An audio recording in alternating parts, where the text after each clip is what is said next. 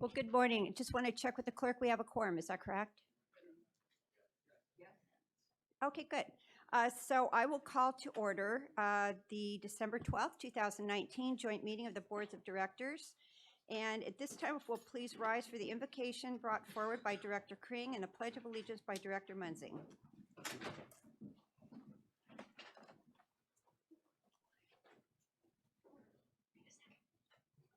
And here comes Director Kring to give the invocation. We were praying to find out where you were. Yes. And look what a miracle we have. Shall we pray? Dear God, thank you for another beautiful day in Orange County and providing a safe quiet for all those who at this meeting. During this meeting, we ask for your guidance and wisdom as we debate issues of importance to the motorists on our road, to us and our staff. We continue to ask your blessings on those present, their families and friends. We ask for your favor as we look forward to your son's birth, as we celebrate Christmas and our Jewish friends celebrate Hanukkah. In your holy name, together we say, Amen. Now the Pledge of Allegiance. Is Mike Munzing here? Oh, no, he is. Okay, so place your hand over your heart. I pledge allegiance to the flag of the United States of America and to the republic for which it stands, one nation, under God, indivisible, with liberty and justice for all. Please be seated.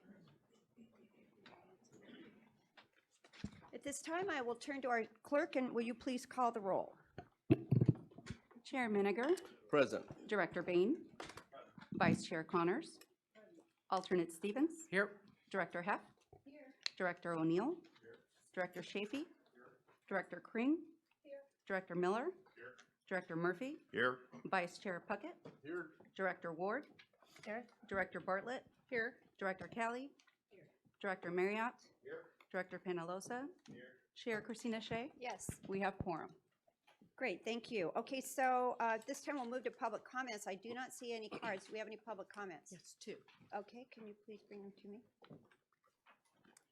At this time, members of the public may address the boards regarding any items within the subject matter jurisdiction of our boards, but no action may be taken on an off-agenda item unless authorized by law. Comments should be limited to 3 minutes per person and 1 hour for comments, unless different time limits are set by the chair, subject to the approval of board members. If needed, additional public comments will be held before the closed session portion of the agenda during public comments continued part 2 and shall be limited to 3 minutes as well per person for comments unless different time limits are set by the chair of the board. So at this time, I have 2 speakers.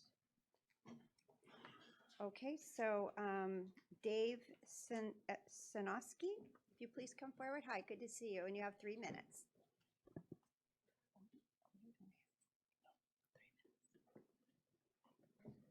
Good morning, board and all. My name is Dave Sarosky, and my horse's name is Ted.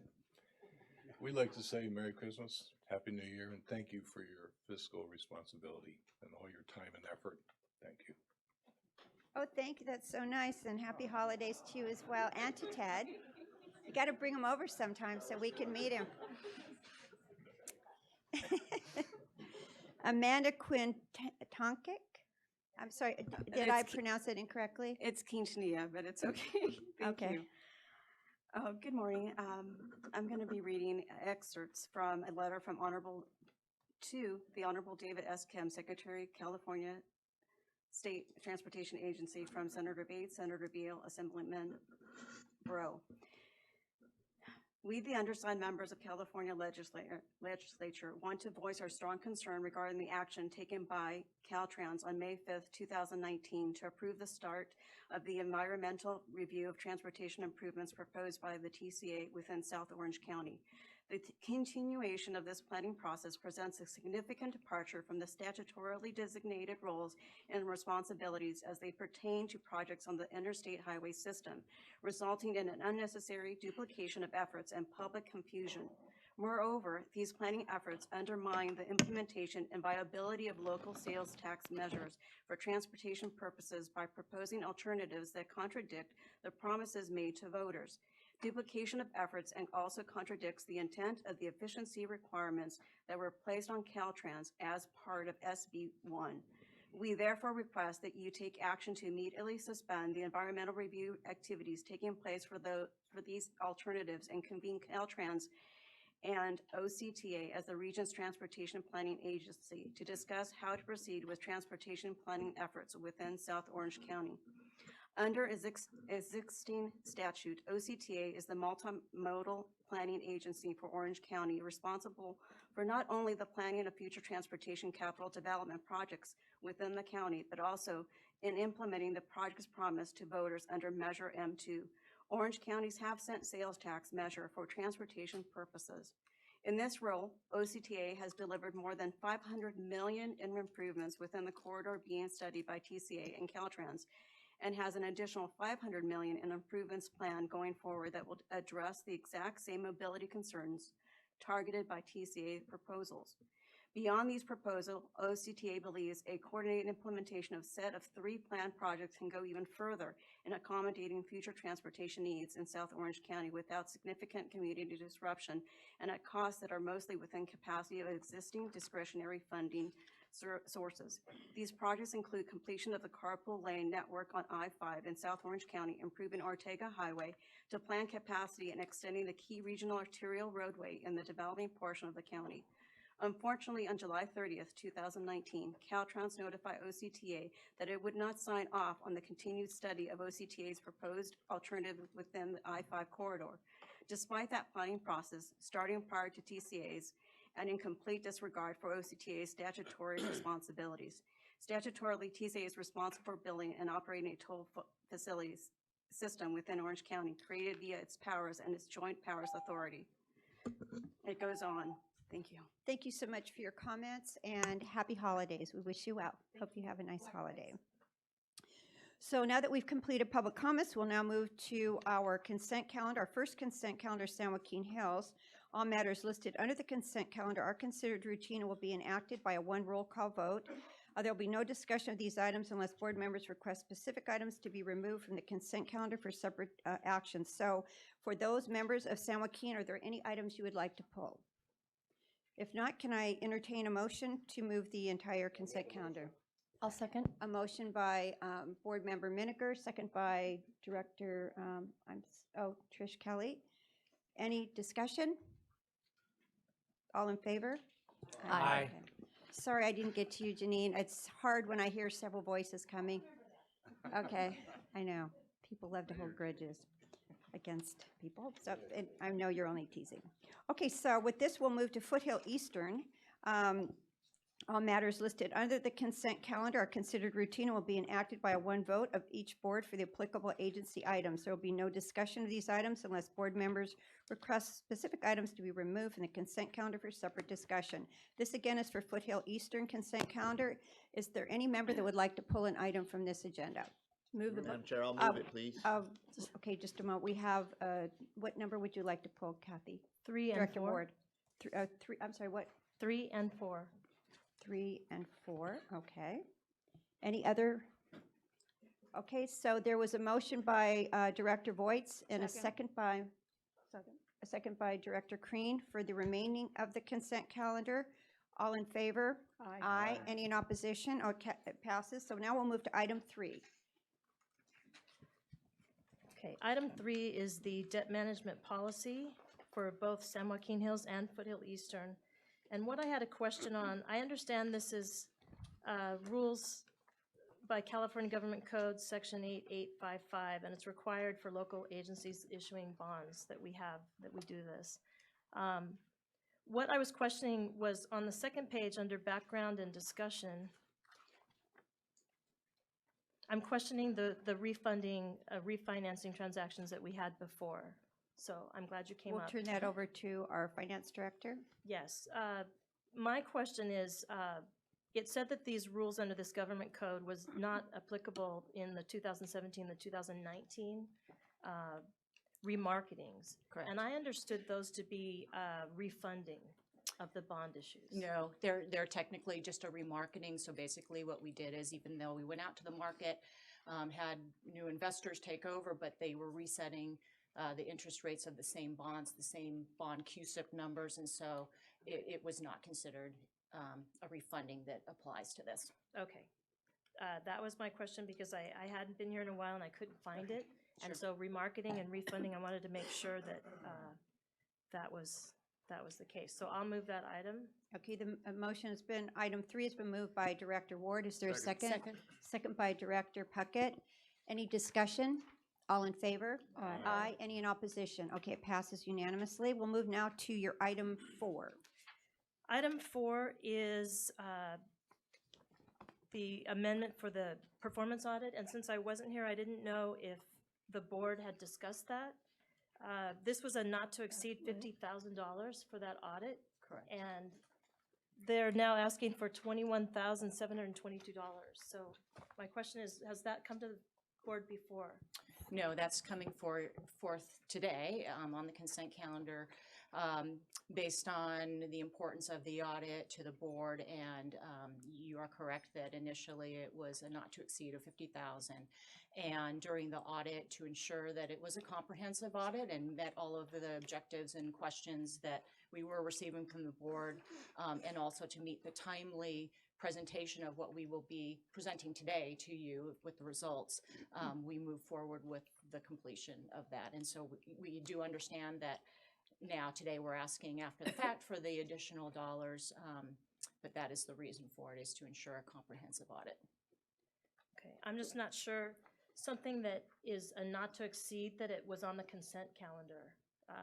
I don't know that that was something that should have been done. In reading the extensive, I know we're going to get to it, the extensive report on that. I'm just wondering, of all the duplicate billings and things by the consultants, if maybe the consultants should have paid for this balance, if we had to do such an extensive audit that we went over by $21,000. Maybe we could turn to our legal counsel. Can you respond to that? I'm not sure if you can go out to a consultant that no longer works for us that is not obligated either to pay for this. This was brought up by San Clemente to ask us to do this audit. You know, I suppose theoretically there might be a claim that could be asserted for breach of the contract, but based upon the findings of the audit, it doesn't sound like that would likely be a successful claim. Right, yeah, because when we hear the audit today, I kind of wish we'd been able to have the audit first and then this additional billing that was required because it became so comprehensive, but I agree with you. I think that once we hear the audit, we're going to understand there was no breach or any malicious or problem. Right. That's assuming a lot of facts. Anyway, so that's my comment to the board. I don't remember seeing an overage like this brought under a consent calendar. I think the board should have been updated all this time that they were going over, and we weren't. So I think that's interesting that it's not to exceed 50, and it was so extensive or took so long that it went over. So I'm not going to be supporting the overage on Okay. that. But Is there any further discussion? Yes, Director Wagner. I want to thank Director Ward. I think she was reading over my shoulder as I was writing my notes. I am unable to come up with any kind of a rational explanation, and I'd like to hear it from administration, why they would bury on consent this item that is responsive to a contract that gave this board an enormous black eye, and where they missed their estimate by 40% as to what this was supposed to cost. I don't think the audit, and I will address this when we get to item 12, clears Venture Strategic at all. And so I am real curious why we wouldn't be looking at the vendor and saying to the vendor, this is damage control that we are doing for this agency as a result of the phrase I already used, at a minimum, black eye you already gave to us. Why this is now further dollars, why this is on the public dime is just utterly beyond me. Have we paid it already? No, this is a request for the, But they've done the work. they have done the work. All right. And then I'm reading the staff report, and the explanation for why we have to pay this, why there was an overage, and this language is in here in two different places as if it was somehow explanatory. In order to ensure a comprehensive and effective audit, the procedures performed by Crow resulted in additional effort. That tells me nothing. It doesn't tell me why it was originally estimated at 15. It came in at more than that. It doesn't tell me what needed to be done differently so that it would be effective. I am with Director Ward. I cannot possibly see myself voting to support this, and I think it raises more questions than it answers about a contract that has many more questions than answered. Perhaps we could turn to Director Miller. You are the chair of the Finance Committee. Maybe you can explain why the first audit came in. It was quite troubling, and we had to do some research with staff, and we decided it's best to go with our new advisor and go out to a performance audit, because the other audit that we did not come up to the standard that we believed was appropriate. And that's why Director Minigar and myself worked with staff, worked through the Finance Committee as well, and we concluded that we needed to do a performance audit, or no one would have agreed that we did a proper audit. And during that process, there was so much that had to be done. I think this is where the overage came. I'm apologetic that it came over that, but I would say that if we hadn't done it, we'd be criticized that we hadn't gone out for a performance audit. But maybe Director Miller could give a little bit more insight from our Finance Committee. Well, that was very well said. So I think you pretty much covered everything that happened. I'm sorry. So the original investigation we did, because of how we set up the terms to it, could not be called an audit. And so we looked at what our commitment was to the public, that we were going to do an audit. So we needed to reach back out and do this in a different way. So Chair Shea and Miniger worked very closely with Crow to come up with the definition of what we were going to do.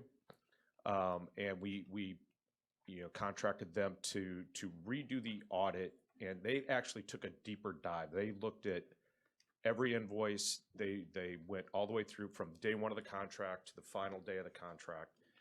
And we did that specifically to make sure that the public knew we did a deep dive into this. There was no waste, fraud, or abuse found.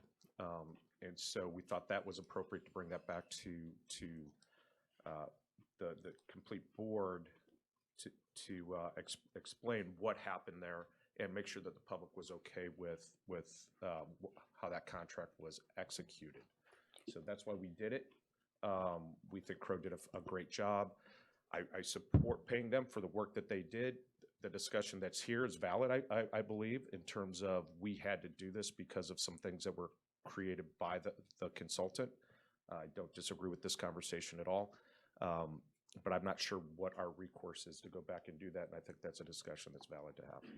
Thank you, Director Miller, and I'll turn now back to Director Wagner. All right, well, let's cut to the chase. Item 12 has the actual audit document, and it specifically says under audit objective, on page 5 of the first exhibit, the audit objective is to determine whether the agency complied in all significant respects with the provisions of the contract between the agency and Venture Strategic. No. The question is whether Venture Strategic complied with the contract. The question is whether they raped us, as the LA Times suggested they did. The question isn't whether we're the good guys here. The question is, how bad was Venture Strategic? So I'm not even sure the audit objective, at least as it's phrased here, gets anywhere close to satisfying the public that we are reviewing our contracts, handling our consultants, and in fact, making sure that our consultants are not getting rich off the public. So so I just, from soup to nuts, think this thing is all messed up. And getting back to item 4, can't possibly support paying the extra money. Okay, I appreciate that. I think getting into more detailed discussions you are under that item 12 would be the better time to be doing this. This is really just a financial increase to the contract. Again, we'll take a motion to move with the second, and then if there is a problem and there is a desire to do something different, we can agendize this in January and have a fuller discussion if you believe the contractor needs to cover that additional cost. That might be a way to handle it. So with that, I will ask to move item 4. Oh, I'm sorry, Director Wong, you wanted to speak? Actually, thank you for mentioning about that, agendizing this item. I do agree with Director Wagner. I personally have some issues with how the Venture strategic contract was examined.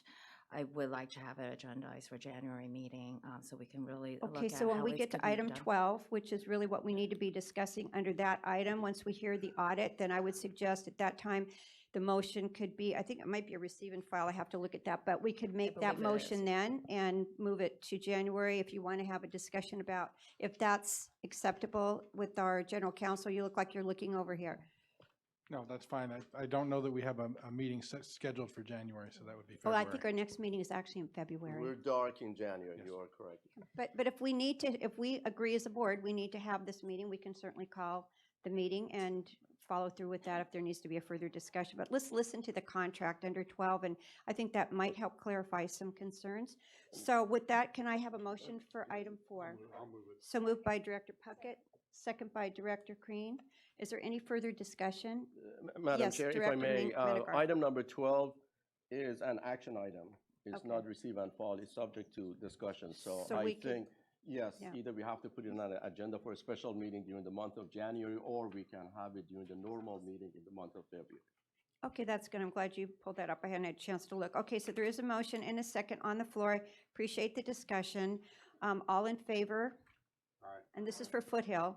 Any in opposition? No. No. 3 oppositions from Director Wong, Director Murphy, and There was more than that. Director Wagner and Director Ward. Marriott and Voights, I believe. And okay, and Marriott and Voights as well. So there's 5 oppositions to this. Does it pass?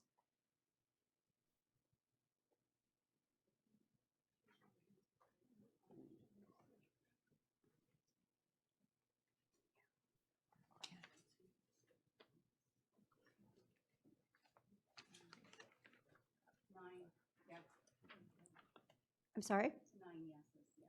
I can't hear you. Can you speak up? Oh, yes, it passes. Okay. It was 9 to 5? Okay, good. Well, we just need to speak up into our mic a little bit more. Okay, so we've completed the consent calendar. And now we will be going to our board business. And this is, again, a joint San Joaquin and Foothill item. It's about insurance broker services, so we all can participate in this item. And I'll turn this over to our staff if you'll announce who you are, and we'll move forward. Thank you. I am Howard Mellon, Director of Finance, and I am here to present Insurance Broker Services, which was unanimously approved by the Joint Finance and Investment Committee on November 20th. So generally speaking, the bond indentures and best practices dictate what the agency's insurance requirements are. And the insurance broker provides us the assistance in marketing and negotiating with insurance carriers on behalf of the agencies to obtain favorable placement of insurance terms and conditions at good price. And that's for the agencies combined. We have 13 insurance policies. So we issued an RFP in August of 2019 using Planet Bids, and we received one proposal from Alliant Insurance Services, and that was scored by staff at 98%. Somewhat not surprising that we only received one proposal. It's a small market. It's very specialized, a government insurance market, and Alliant services over 80% of the cities in California, in addition to over 1,200 other agencies.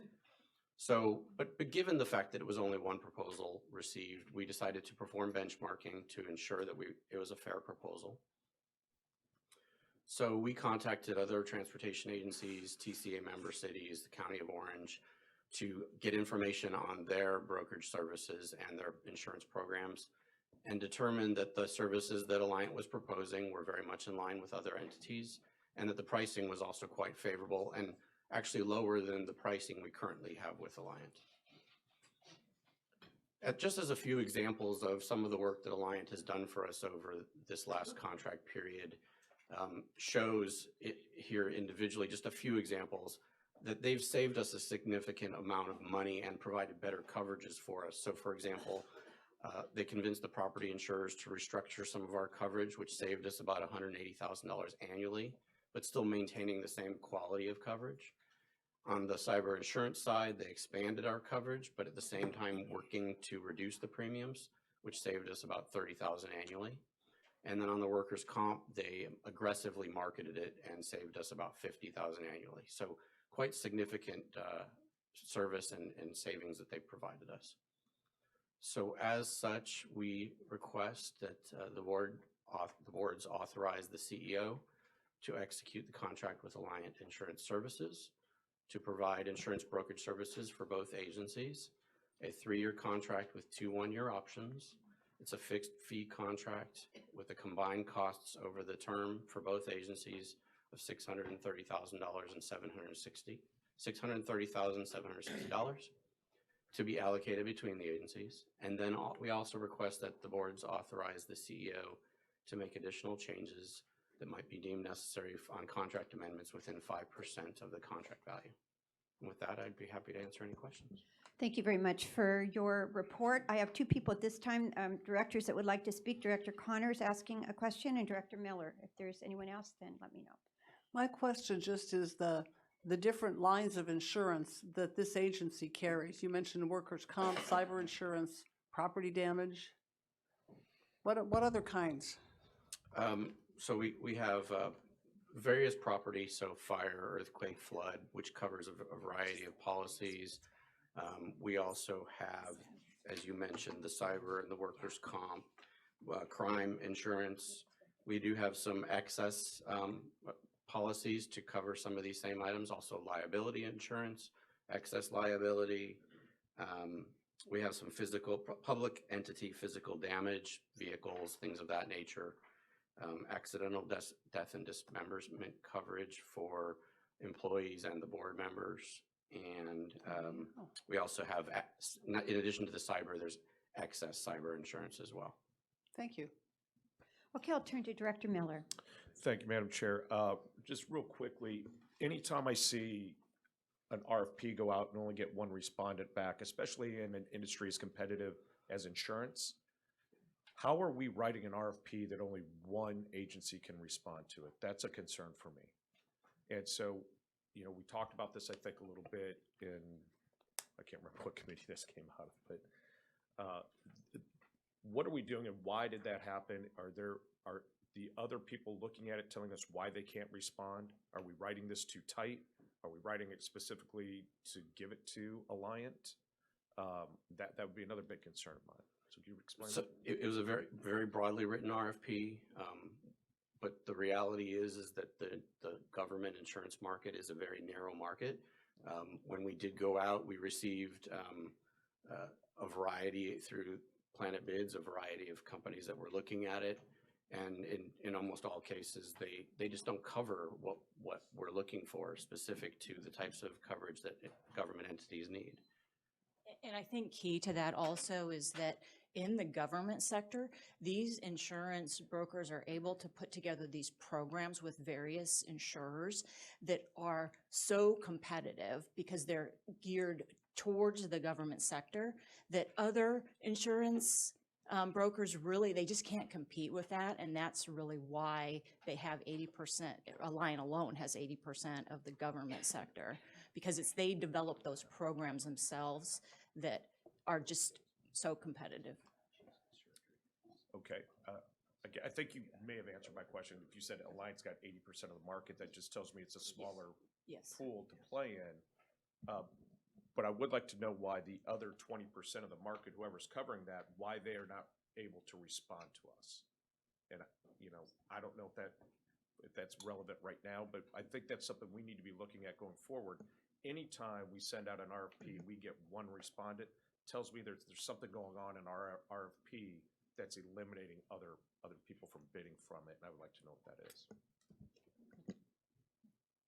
Yes, Director Murphy. Yeah, I have to agree with Director Mueller with one exception, and that is it's been my experience that smaller contracts like ours in that market, sometimes it's not worth the effort for the others to bid based on the expense they have to make to put the proposal together. Some really get targeted in certain specifics, and one of those includes contract size. I'm not suggesting that the money that we're talking about is insignificant, but in their business model, it may be. And so I do see that once in a while as well as a possible explanation.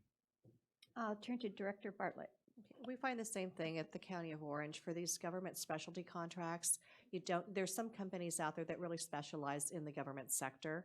And when they've got such a huge market share, they're able to cover with economies of scale with their clients and provide for a lower cost than some of the smaller companies trying to bid in that same marketplace.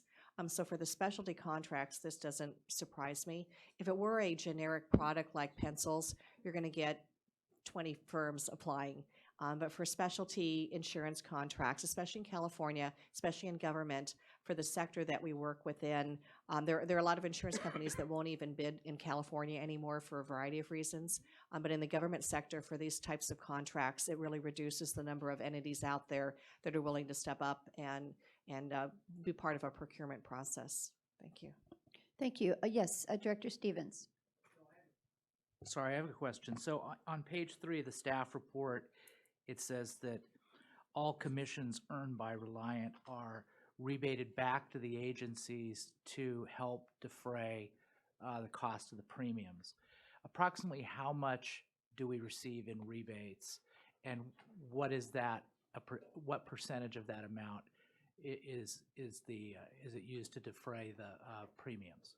I honestly don't know that off the top of my head. It's something that we can get back to you on. But the reason it's structured that way is to ensure that we're receiving a fixed fee and that the placements are fair, so that they're not earning a commission to place us and then place a certain type of insurance. So essentially what happens is whatever the insurance company quotes, any premium that they, or a commission that they would have paid gets, we essentially pay a reduction in that premium. So I don't know the answer off the top of my head, but it is something we can get back to you on. Well, let me ask it a different way. Is it a material amount, or is it de minimis? It's significant enough that it makes a difference in the premiums we pay, but we do have here Courtney Ramirez from Alliance. She can probably answer it a little more clearly. Good morning. It just varies based on Can you the please tell us placement. who you are? Courtney Ramirez with Alliant Insurance. Okay, great, thank you. It varies based on the line of insurance, anywhere from 10 to 15%, and it's based on what the carrier pays us.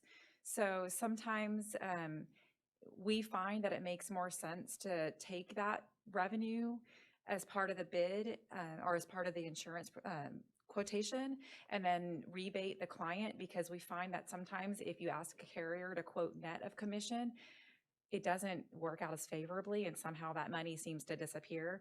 So if a carrier is paying a commission, we will take it, rebate it as a line item on the invoice, and that will range based on whatever the commissions are paid from the carrier. So 10 to 15% typically. Okay, thank you so much. You might want to stay there. We have another director, Director Connors, you want to ask a question? I just want to make a comment, which I think is repeating what you said. If we pay Alliant a fee to place our insurance, we want to make sure that they are placing the insurance that is best for us and that is not biggest commission for them. And so by taking the commissions out of the equation so that Alliant doesn't receive commissions, I think that helps ensure that they are finding us the best product available for the price. And so the money and how much we get back is one consideration, but the other consideration is it ensures that they act in our best interest. Okay, great. Yes, Director Kelly. Yes, we were also concerned in committee that there was only one bid, one proposal. But I like that you did the extra step of doing the benchmark process, and you found that this proposal was in line with the pricing and services that are received by other agencies. I think it was 80% of other local agencies do use this firm, and also that the results of the benchmarking showed that Alliance proposal was in line with the insurance broker services provided to the other public entities, and the fact that it was very favorable in terms of their work and the programs they offered. So I'm confident in this.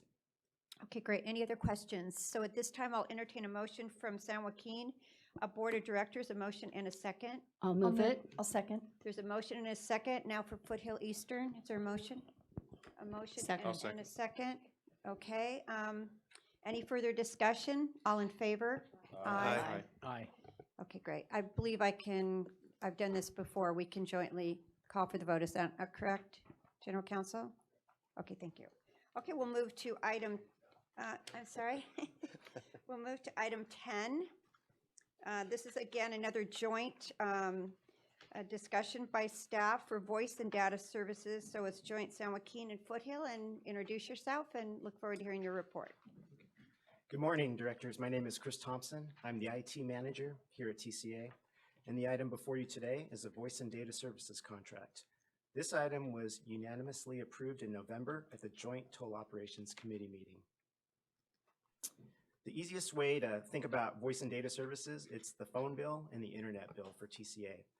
As you can see from this slide, voice and data services are an integral part of TCA's infrastructure. We receive over 2 million inbound and 2 million outbound phone calls annually, and we utilize our data connections for email, the customer website, and other external connections. The current contract with CenturyLink expires on December 30th, 2019. The main goals in reprocuring our voice and data services were to try and secure better pricing, since we know that voice and data prices continue to decline, and to add additional capabilities to what we currently have. We wanted connections for voice and data that could be dynamically scaled. We wanted a cloud connection for our cloud services provider, and we wanted a backup connection between our primary and secondary data centers, and then we wanted increased data capacity. So we went out for an RFP in September of 2019, and what we did was we gave firms the option to bid on either the voice component, the data component, or both the voice and the data component. That way we could try to get the best pricing. We received 3 responsive proposals from Granite Communications LLC, CenturyLink, and AT&T Business. As you can see from the chart, CenturyLink was ranked as having the best overall proposal by each of the evaluators on the team. CenturyLink's pricing was the lowest for both voice and data services, thereby supporting a single contract award. This next slide, it tells the story. You can see the cost comparison over 5 years between the 3 firms. CenturyLink offered the most services at the lowest cost. Granite, on the far right, they only bid on the voice piece, so they don't have a data component up there. But you can see that on the voice and data side, CenturyLink had the lowest cost. A little bit about CenturyLink. They are a Fortune 150 company that provides local, national, and global communication services to enterprise, government, and carrier customers. They have a local presence here in Irvine, California, which is good when we need face-to-face meetings and collaboration. And they're the current voice and data services provider for TCA. When we started the contract in 2016, the firm that we dealt with was Level 3, and then they were acquired by a bigger company called CenturyLink in 2017. So you may know them as CenturyLink or Level 3, but they are now the same company. The new contract includes lower unit cost for voice and data services, a 20 times increase in bandwidth, and on the voice side, we'll have the dynamic capability to scale our calls up and down that we wanted, and we'll have a direct connection to our cloud services provider and our backup data center connection. So basically everything that we went out for and all our goals were achieved in this new contract. So with that, the recommendation is to authorize the Chief Executive Officer to award contract K001293 to CenturyLink for a 3-year term with 2 one-year extension options for a combined not to exceed cost of $1,033,000, with the actual allocation to each agency being determined annually based on reasonable assumptions and methodology, and also to authorize the CEO to execute additional amendments to this contract for up to 10%, which is $103,300 of the above authorization. Thank And you that very concludes my presentation. Good. Thank you very much for your presentation, succinct and very comprehensive, and blends both. So at this time, I'll open this up to discussions or questions by board members. Are there any questions? Yes, Director Ward. I have a question that's probably off topic just a little bit. TCA's call center, Yes. When we're doing billing for San Bernardino Transportation Commission, where are those calls going? Are those going to our call center? Oh, Samuel. Samuel. Good morning, Director. Just wondering, because we're mentioning phone systems and call centers and. Yes, our agreement with San Bernardino will allow us to leverage our back office to reduce costs. So in terms of customer service calls, those will be our account holders, and calls regarding use of San Bernardino's facilities when they go into operation in 2023, those calls will come our way. Okay, so I'm concerned that some of this expansion of what we need is for San Bernardino, taking on those account holders for billing purposes only. And I'm just wondering, we approved that contract a long time ago, and it was to leverage the cost of our computer system. So I'm wondering if we need to take a look at that, because we're adding costs to our call system also. So two parts of that, Director. You're right, we try to be very forward-looking and making sure we have flexibility to expand in this contract. I won't say we specifically identified what San Bernardino's cost would be and what those needs were in this contract. But what the board did approve in our agreement with San Bernardino is to look at cost on an annual basis and update those costs appropriately. So if our costs increase on data services, the portion that's allocable to San Bernardino, that will increase as well. So we're always going to get a fair deal. So year by year, we're going to make sure we're recovering those costs. Correct. And even now, we're having those meetings with San Bernardino just to get into the process. So each year, once the board approves the budget, we go through a cost allocation workshop with San Bernardino to let them know, hey, if you were starting operations this year, this is what we would be charging you per transaction. Okay. All right, that's my question. Thank you. You're welcome, and I'll turn now to Director Penaloza. Thank you, Madam Chair. I just had a question in regards to the scope of work.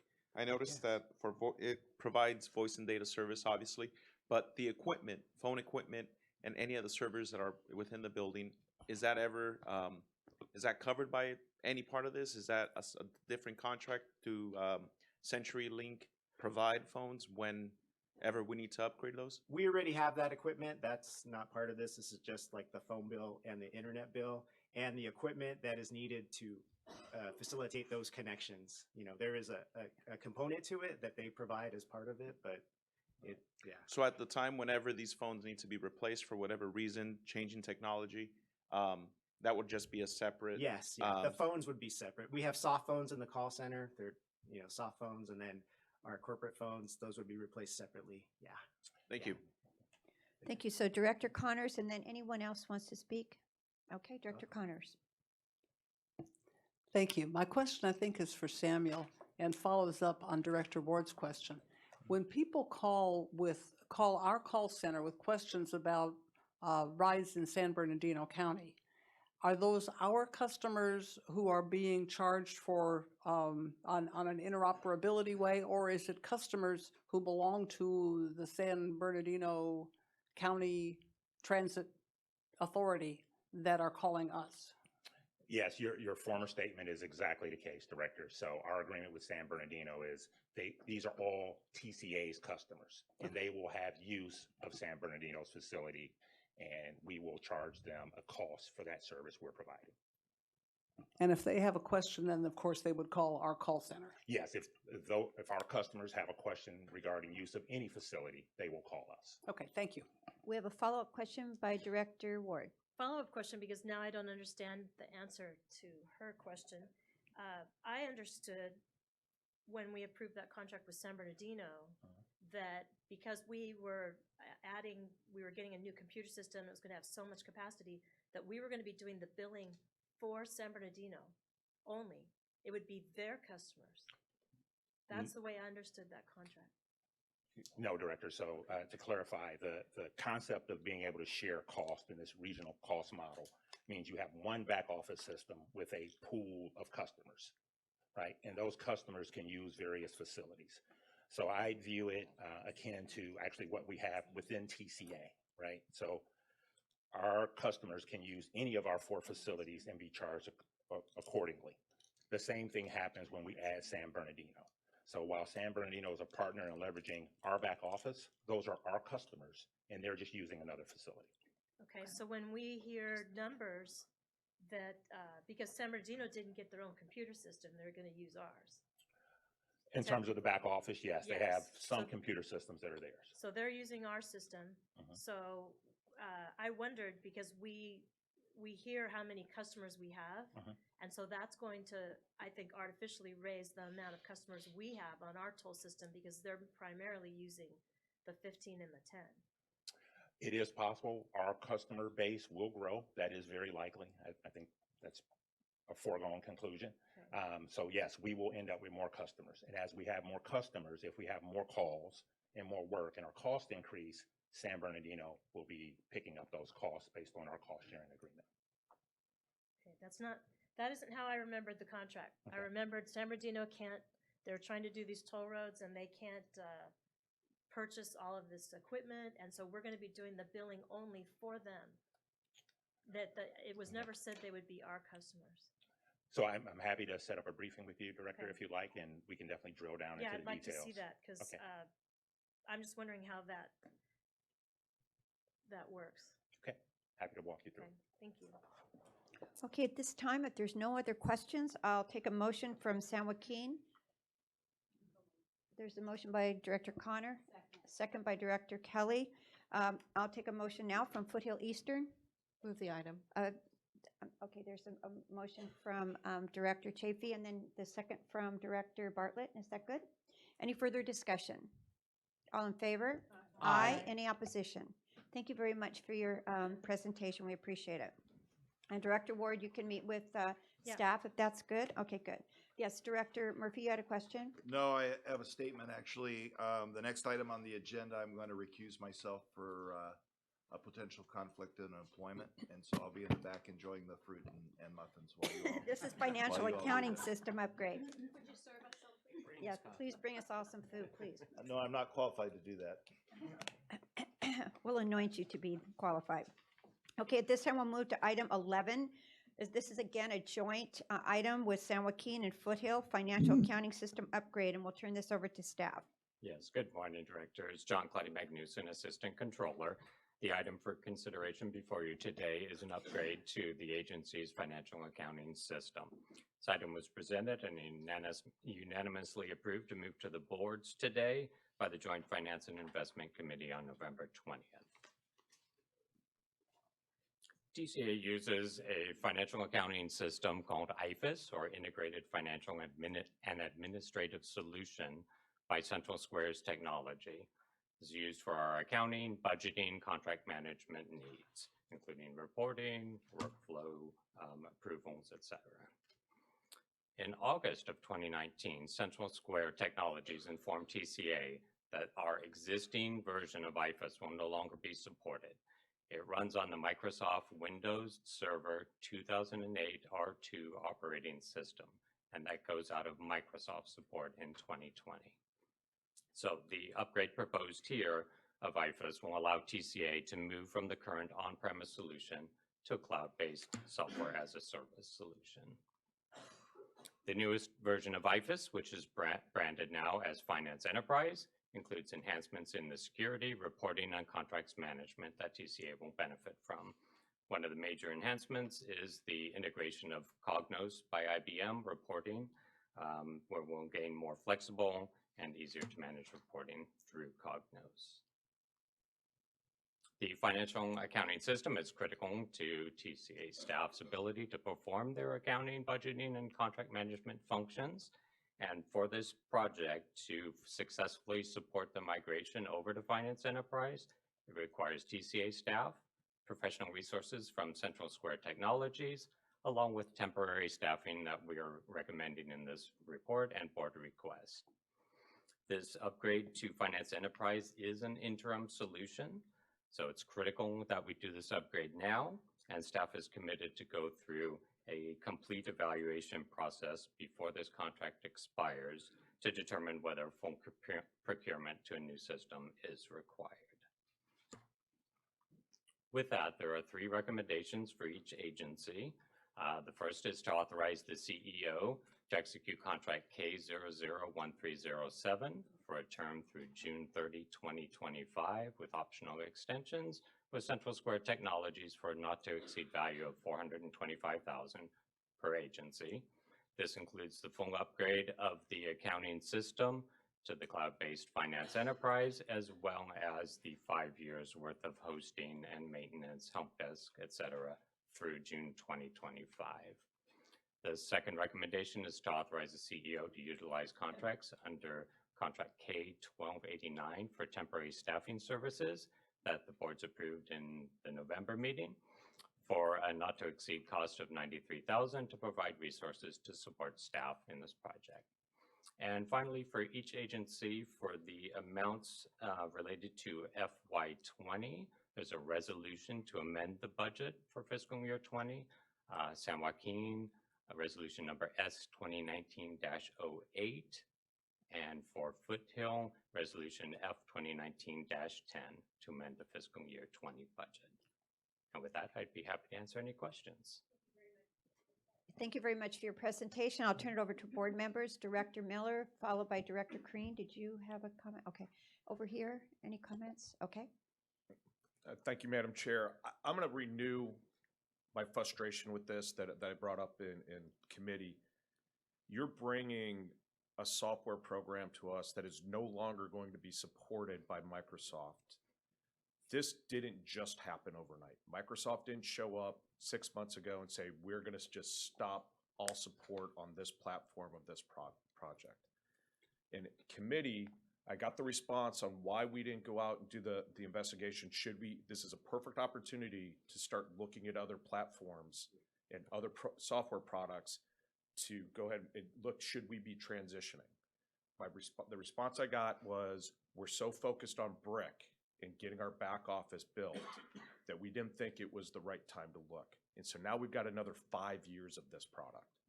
Okay, so we're gonna give them for 5 more years. We never did a competitive analysis of this because whatever's going on with Brick, they're still not up and running and it's holding up everything else.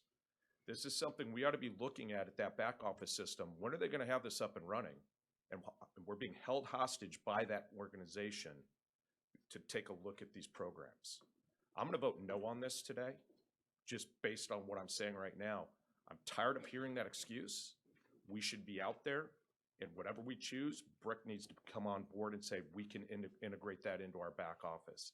I'm tired of this single bidder saying we're just going to continue to extend year after year because it's easier for us instead of doing the work to get out and look. So that's my objection to all of this. I understand we need to move it forward because we are in a bind, our hands are tied, we don't have the time to migrate over. But that's those are my comments on this. I'm going to be voting no because I'm tired of hearing that excuse. Thank you for your comments. Are there any other follow-up comments? Yes, Director Heft. Yeah, I just have a point of clarification. If we were to vote yes on this, is this something we could change in the future and we wouldn't be tied into it for 5 years, would we? Because it sounds like we're kind of in between a rock and a hard place. I guess so I'm trying to get a little more clarification. I think that's a good point. Should we turn to our CEO, or do you want to answer that? Who would be most appropriate to answer that question? 3-year locked-in and 2-year extensions, right? Yeah. So this is asking for a 5-year base term? This is for a 5-year base Yeah, term. with 1-year options. So we're trying to balance to replace this system will be a complex multi-year effort to develop that research and to bring back something to the board to approve, and then you'll have an implementation period after that as well. So probably I don't know what the magic number is, if it's 5 years, 3 years, or whatever, but it would be a multi-year effort before we would be ready to go live on a new financial system here. So we're trying to balance that. Part of the reason why we structured it as 1-year terms after that is because we are committed that this is an interim solution, and Director Miller's right, and we own that. We had different expectations of how this current software would be supported, and that's the information that changed. And we were wanting to get through with the existing platform to that point when we would look at the new platforms post the new back office. I don't want to make light of the importance of the back office and the focus we need on that, because that is the most important thing we're doing as it relates to this agency's business and ongoing business of being able to collect tolls, send bills, and the way everything works, provide customer service. So it's at the heart of everything we do, and we want to do that right, and that's complex as well. And we gave you a report last month on the status of that, so I'm not going to go in, but that's certainly is going well, and we're very excited to be able to get that in place and then move beyond a new back office system. But this particular one is also would take a number of years to put in place a replacement. So what we did is we tried to structure this as an interim base term, and then exactly when, if there is a better solution out there, that's an if as well, that we would have that opportunity to hit that and not have like a 2-year and then it take 2.5 years. So that's why we structured it in 1-year increments after that. Could I follow up? And it was a good question you brought up, because why could we not start a parallel track that we could award a contract, but then go out and start this process, go out to a competitive bid and find a way that we could do both, and then get to the point that there would be a trigger in the contract that if we are in a process that we would be able to renegotiate that if we wanted to stick with this firm, or if we had other firms that were better. Could we do something like that? Yeah, I'm sorry if I wasn't clear on that. We are starting that process. It's already started. I mean, Oh, you being did? able to Okay, do you don't that. need our, I thought you need board support to do that, to go forward with the RFP. If we would, no. We're going to do the analysis of what else is out there, and then what is the proper path forward to go from an interim to a long-term solution. So we've already started that process, and we will continue that process. The question is, it's not a light switch. There's a multi-year transition in there. So once we get through the evaluation, we'll be able to lay out a plan of RFP evaluations and selection of a long-term solution. So yes, we are doing that. The question is, what is the right sweet spot of timing here in terms of this contract? And then let's see, what is our out on the contract? All of our contracts include a termination clause, right? So we could always, Most of them are 60 days, 30 days, right? With it's a term contract. So are we, I'm just looking to staff here, I mean, we did evaluate this and we thought the 5-year was the sweet spot, and I think that's what our analysis showed, to be able to do our analysis of the options and then go through that complex procurement and implementation. So Okay, so just for clarification, this contract does not allow us an out. Is that what you're saying? Because it seems to me that if we're in this process, we might want to have the ability to get out and, do this RFP at a certain point in time. I think we need a little bit more flexibility is what I'm hearing some concerns about, and I think that's something we should consider. Yeah, and I just wanted to follow up what I was saying. Sure, I'm sorry, I didn't mean to interrupt you, I apologize. Yeah, no, I guess my follow-up question to all this is, do we have an alternative before us, or are we stuck with this because of the situation we're in, because of BRIC? I mean, I'm listening to what Director Mueller is saying, and I feel like we're kind of in this situation where we don't have a lot of choice, and that's not good. So I'd like to know what kind of alternatives we might have, instead of being stuck in a 5-year contract with no ability. Well, we don't have any alternatives, that's the problem. That's why they're going out to do, yes. Yeah. If you could make it short, we don't need to have more right. dialogue on this. Really. So I think I'll just confuse it more. Well, no, if you had a response, but Well, it would be.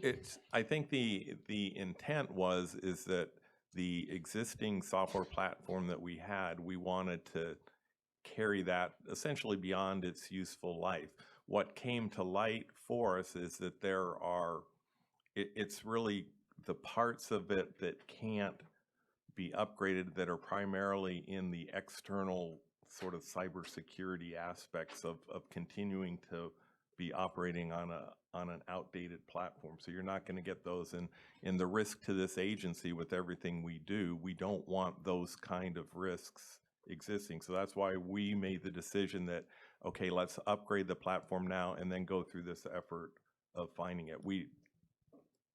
So that's why we feel we don't have an option right now other than put an interim solution in place while we go through the efforts for a long-term solution. Okay, Director Bartlett, and followed by Director Bain. So this BRIC saga continues. This is something we've been dealing with now for a number of years. It was supposed to be short-term transition, and so we had VE systems, and then we were going to transition over to a new system. We needed some interim maintenance and some upgrades and things. And so these four guys, I don't know, it's like Barry, Russ, Indigo, and Charlie or something, or BRIC from VE Systems. And I don't know their names, but anyway, they're four guys that started this new entity. And they came to us and said, okay, we can help you transition over, do some of the upgrades. And some of us on the board were very suspect of that because we thought, can they really pull this off?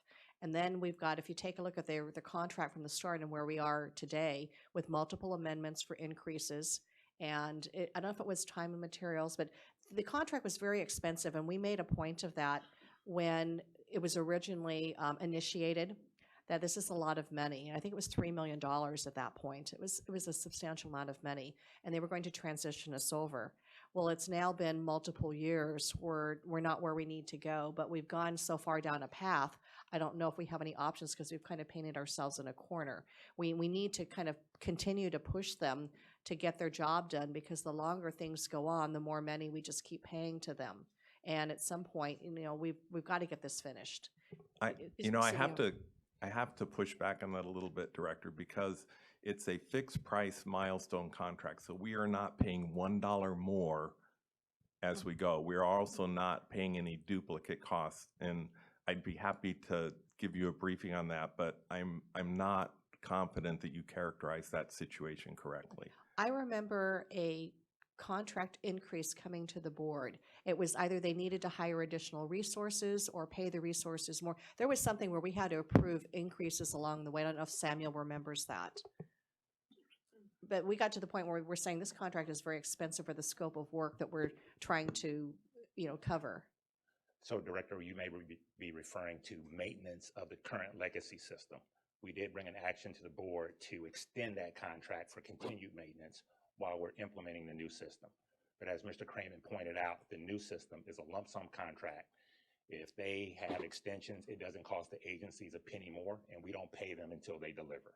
So while there's an inconvenience there in the cost in the scheduled extension, it does not have a financial impact on the agencies. Okay, so it's the maintenance work that I was referring to. Right. So in terms of the maintenance, as Mr. Cramen noted, we're not paying for maintenance of either system. So right now we're paying for maintenance of the legacy system, and that contract was extended. When we switch to the new system, there will be a new maintenance contract. So we will always have that maintenance cost. So it's not a situation where we're paying double. Right. It's just a matter of the maintenance system is continuing on and on and on. Correct. And that's So- what some of the board members were concerned about, because at some point we need to make that transition over. Correct. And just to reiterate, the information staff had shared with the board, our current system works. It's not like we're not able to do our day-to-day operations. In fact, we continue to make enhancements to our current system to support our business needs as they exist today. The platform we're doing it on, though, makes it very cumbersome, right, to do those enhancements. So what we proposed and what the board approved was this new contract with BRIC, where we're going to get a new system with a better foundation that suits today's environment. And then we will be building on top of that, and enhancements on that system will be much easier to make than on the system today. Okay, well, Okay. I think we're just going to be watching this very closely. We've been working on this back office transition for years now, and we've got to get this finished. Correct, Director. We're about a year and a half in.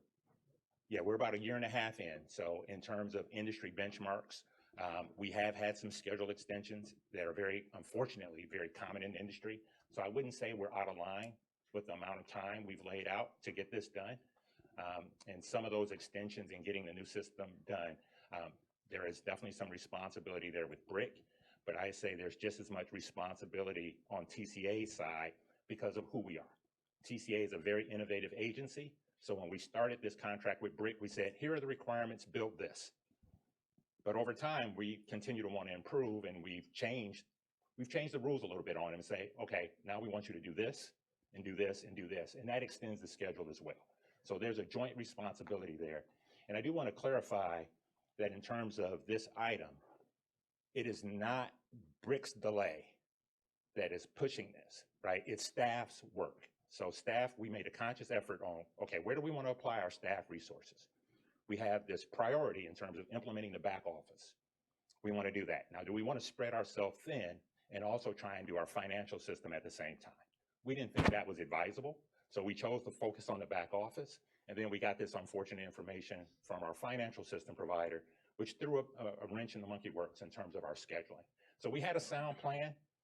It didn't turn out the way we thought it would, so I think staff's willing to take our lumps on that. But this is a sound decision by the board to move forward with something we need in the interim. Implementing a new system, I've done financial systems for 2 larger agencies than TCA in the past, and it is a multi-year effort. It's going to take us probably 6 months to get a consultant on board, probably a year of planning to figure out what we want our new financial structure and our general ledger to look like, and then probably 18 months to implement it. So if we start today, by the time we get to the end of this base term, we should be able to have a new system in place. Okay, well, I think the board wants to get the new system in place as quickly as possible. We just want to get rid of these legacy systems and some of the firms that we're dealing with so we don't end up with lifetime employment for these folks. We need new technology, but so just continue, get it done, basically. Okay, so I have Thank you. several other speakers, Director Bain, going back to Director Miller, Director Voice, and Director Heft, okay?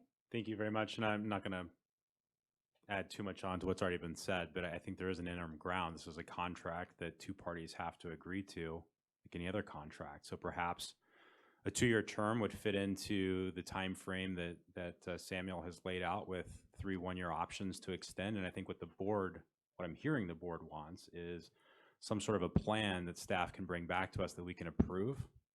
I know, Samuel, you want to speak, but just real quick. And if this doesn't work, then it doesn't work. But there's a lot of turnover on this board, I think, as the years have shown, and I would be uncomfortable agreeing to a 5-year process to kick the can down the road to a new board, knowing that institutional knowledge is lost. And I think Joe and Supervisor Bartlett for providing that. I think it's important that we have at least direction that we can give to you as to how to proceed, that be brought back in the next 2 years so we can be comfortable that this transition isn't going to take place, and there's no reason why we can't negotiate a contract for 2 years with extensions if we need them. So I was leaning in just to clarify something, Director. I wasn't saying the whole process of moving to a new financial system will take 2 years. That will take approximately 4 to 5 years. The first part of that effort, though, in bringing on a consultant and having them do an assessment and develop our requirements, that part would take 2 years.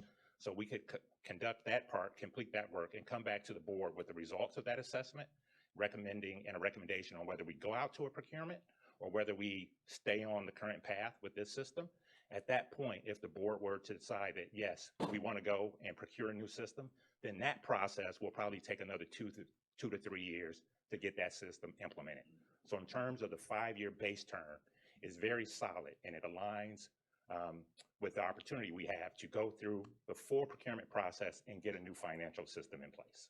So I think what I'm hearing, though, is, and I think sounds like my approach would also work if we extend it, but I think the board, I would like to see some sort of strategic plan to come back in the next 2 years so we can make a decision and give direction without the concern that, this is just going to get kicked out 5 more years before we think about it again. I think that would be my preference. The other option we could do is award the contract, but say at the 3-year period, we go out to bid, so that we're already in that process. But if we could just went to Director Miller, Director Voights, and then Director Heft, and then Mike, you want to follow up? You had more comments? Okay. Quickly, and you guys are talking about what I was speaking about. We waited for a vendor to come back and tell us, hey, Microsoft is no longer going to support this platform. We need to be paying attention to that. Don't rely on your vendor to do it too, because now we're in the situation we're in. Once Microsoft announced that, and they give you 3 years typically to give you time to migrate, we should have been looking immediately. What is our plan moving forward? What's our vendor's plan moving forward? Is this the time to start the process? We would be 3 years into the process right now, 2 to 3 years into the process you're describing. We wouldn't have this issue with this contract because we would be making a decision, are we moving forward with somebody else? Or are we going to stay with our current vendor? And then we would have that discussion. As far as, this time, we're being handcuffed because we're not being proactive. And we have to take a look at any system that we decide is going to be new. And I get that we want to be innovative and forward-looking, but if we do that, we're never going to implement this because we're always going to be changing it. We're going to see something new that we want. We have to set the requirement today, and we need to do that soon with Brick and say, you're going to deliver this, and we're not changing anything until it's delivered and up and running, and then we can start adding on to it later. Otherwise, we're going to be back here on every single software back office product we have because Brick is never going to implement, because going back to Supervisor Bartlett, it's going to be lifetime employment for them because technology changes that fast and we're going to want new things. They'll never have it completed. So I think that's what you need to come back to this board with, is what is that timeline? And we are done adding new things until this system is up and running. And then we're going to take a look at our software packages and look at what's going on with the platform providers, Microsoft or whoever you're going to use. What is their schedule moving forward? Are there other software programs out there that we're going to run into this same issue with that we haven't even started thinking about because the vendor hasn't brought it to us? Okay, thanks. Okay, so Director Voigts, and then we'll go to Director Heft. Yeah. Mike Kramer. Contract here is based until June 30th, 2025. Obviously, we're talking about 5 years. Almost 6 years into this. And so, I agree with Director Bain. If we break it up a little bit, maybe 3-year contract base and then 3 extensions to get us through the transition. But we're not being forward enough thinking and being proactive. And so I think that if we get locked into a 3-year base and then send it out year by year after that, I think that at least we're being proactive and that staff knows, the consultant knows that we are moving forward. Nothing further. Okay, good points.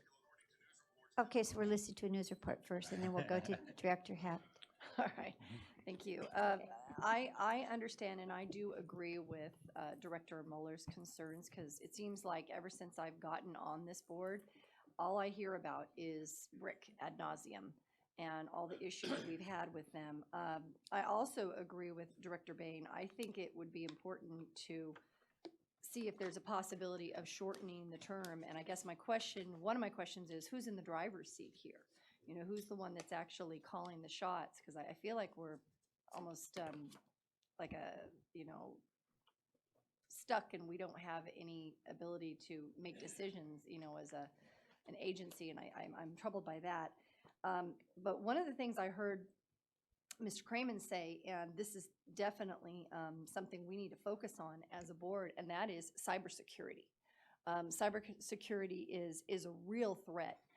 There were millions of people affected by a very terrible worm, actually several of them recently, and they have locked up software. They can't get to it. They may be looking at huge ransoms, demands coming their way, and then who knows if they pay that money, if they'll even get their software, ability to access their software back. So I think that's really important when we make our decision. I think it's really important to make sure that we're protecting ourselves as well.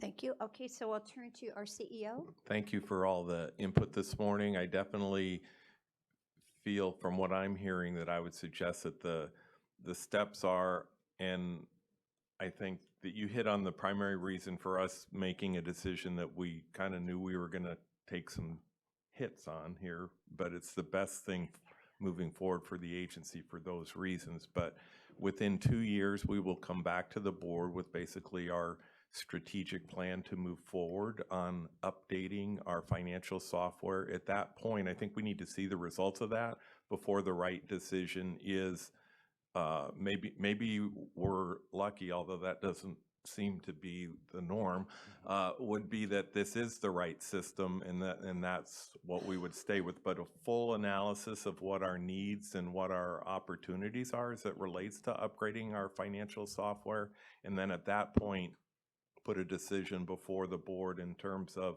to move forward with a new procurement or or to maybe at that point make that the determination of if this is the right solution. So I think that's a minimum of what we should be doing for the board. Okay, so I have two more speakers. With three more, I'll have Director Marriott, Director Chafee, and Director Voigt. So thank you, Chair, and I'll be very brief. I'm not voting for a 5-year contract only because my sense of this issue, the unknowns, the interim inaction, and I appreciate staff's willingness to say, hey, we own this, and you got to make some tough choices sometimes in terms of where you deploy your resources. I get that. The 5-year might align with a lot of things, but to me, it doesn't align with accountability. And whether we extend them 2 years, and I'd rather extend them 2 years, pay a pinch more, you know, if it changes something in their business model or staffing or whatever, and then evaluate it at the end of 2 years, simply because in the 3 years I've been on the board, there's been enough spinning around this issue to give me a sense that there's wild cards involved. And technology is not my area, you know, but I have been with companies where we've done financial system changeovers in 6 to 12 months, you know, and so, and I understand government work is a different realm, but to me, a 5-year contract with this many twists and turns in the road and this much uncertainty does not align with accountability. So I'll vote against a 5-year contract, but I'd be very amenable to something that has more accountability and a time frame that matches it, and go from there. Thank you. Thank you for comments, and I think I'll be looking to have a alternative motion put forward. So we'll turn to Director Chafee and then go back to Director Voigt. Director Wagner, did you want to speak? Okay. Oh, yes, thank you. I'd have some questions. It's really another contract here for temporary services for $93,000. But the term, and I can't find that it relates to, I can't find it in the staff report. Is that annual? Is that for 5 years also? What is that? So I believe that would be additional temporary staffing for the implementation phase of that, where we would hire an additional staff in the controllers group to help with the implementation. So that would be probably in the 1 to 2 year range, not the full 5-year term. Okay, and then I do note that this contract is for 5 years, beginning, I think, July 1, 2020. Is that correct? Yes, the migration effort would take an estimate of about 7 months. So if we were to begin in January 2020, it would get us through July. Part of the request today and the budget amendment covers us in the FY20 costs, which is the full project migration cost plus 6 of those 7 months of temporary staffing. After that, each year is the cloud hosting, technical support, maintenance, etc., which starts at $95,000 for FY21. Okay, well, it's slightly more expensive per year than it looks like the 5-year contract works out to be, because we add the additional staffing to it. I appreciate Director Bain's comment about institutional knowledge, and so I don't like to see, thinking about that, contracts that go beyond the terms of directors. If we can shorten that up, we can always extend it later. And in light of the fact that this contract doesn't kick in immediately, and I agree it should be a shorter term, I would move that we continue this item to our next meeting so this can be revised in accordance with board comments. Okay, we do have one more speaker, Director Voigt, but there's a motion on the floor and a second by Director Chafee, a motion, and a second by Director Wagner. Did you make the second? Okay, so discussion, let's go to Director Voigt, and then if we want to continue this or we want to make an alternative motion, let's see where we are with that. I'm willing to make a motion that we take a 3-year extension, base extension with a 5-year 1-year option, because that way we're just taking us out of that 5-year lock. But the fact that you guys, according to staff, you guys feel that you need 5 years and then 5 years as extensions. Well, I'm willing to give you 3 years and then give you the 5 years extension, but that we go year by year. But so that'd be my motion. Would that include, your motion include that moving into the second or third year, we're going out to bid, so we look at comparative? And that too, that's something that you guys want to come back to. I'm making the motion that you'll have to come back to us for the board. But the fact is, I think that 2 or 3 years out, that we've already put the bid out and coming back with the information for where we're going. Okay, right so now, we don't know. We have a substitute motion. Is there a second? No, I actually wanted to comment on the first motion. and First, I can't, we're not doing that right now. We just need to first All right. find out, do we have a second to the substitute motion? I'll second Director Voigt's. Okay, there's a second to the substitute motion by Director Penalosa. So yes, go ahead, Director Haft. On the first motion, which is to continue by Director Chafee, I'd like to ask staff if that makes sense in light of everything you know. Would that get us anywhere? Would it change anything? Would it give us other alternatives? Or would it be better to be looking at the second alternative as a board and shorten the term? Yeah, yeah, so I We're think united. we're in the, yes, we are. So I think, yes, we would like to get the authorization to move forward because in order to get this implemented, we're on that pretty short time frame there, so we would like to move forward, but obviously through this discussion, we think clarifying though the numbers, what we would need for implementation of what we've asked for today, plus then 2 years of hosting cloud services, we would give you new numbers, but that would be preferable to us. Does that answer your question? Okay, so Director Chafee, yes. Yes, the 3-year contract might provide a different cost. And we're looking at a 5 years. I'm only moving that this go to our next meeting so staff can come back with more exact numbers. And I'm happy with the 3-year contract, but I think this needs to be massaged some to get the right numbers here. Okay, so we have a substitute motion that will go forward first for vote. I'm going to pull my substitute motion for the Okay. fact that I too. So I apologize. The Madam Chair. next meeting we have is in February. Is that, you mentioned something about starting in January. Is that not going to facilitate? Correct. So in terms of the two options the board was considering, to continue this item to February, those 3 months would result in a direct impact on the schedule and implementing the interim solution. So I don't think we'd come back to you in February with anything different than the 3-year term that you've asked for. I think we could take that action today and make that happen without continuing it. And in terms of the time frame. Okay, Samuel, just let me get clarification. So if we continued it to February, would this stop the program? Would we be basically dead in the water? We couldn't move forward and we would have a serious problem with our We would be pushing system. things out another 3 months, Director, which would, highlight the risk that the CEO mentioned. Okay, so Director Crean, followed by Director Wagner. Okay, I'm going to make the substitute motion that was just pulled for 3 years, and then with actually 2 one-year terms, so that would give you the total of 5. So if that would help you out. I think that would work, Director. We haven't, there's another substitute motion because No, mine. you- dogged You it. pulled yours, Okay. so now we yours, so have I'm another putting- substitute, was a 3-year contract and With 2 2 one-year one-year extensions. Is there a second to I'll that second motion? Director Craig. There's a second by Director Penalosa. Now we can speak to the substitute motion.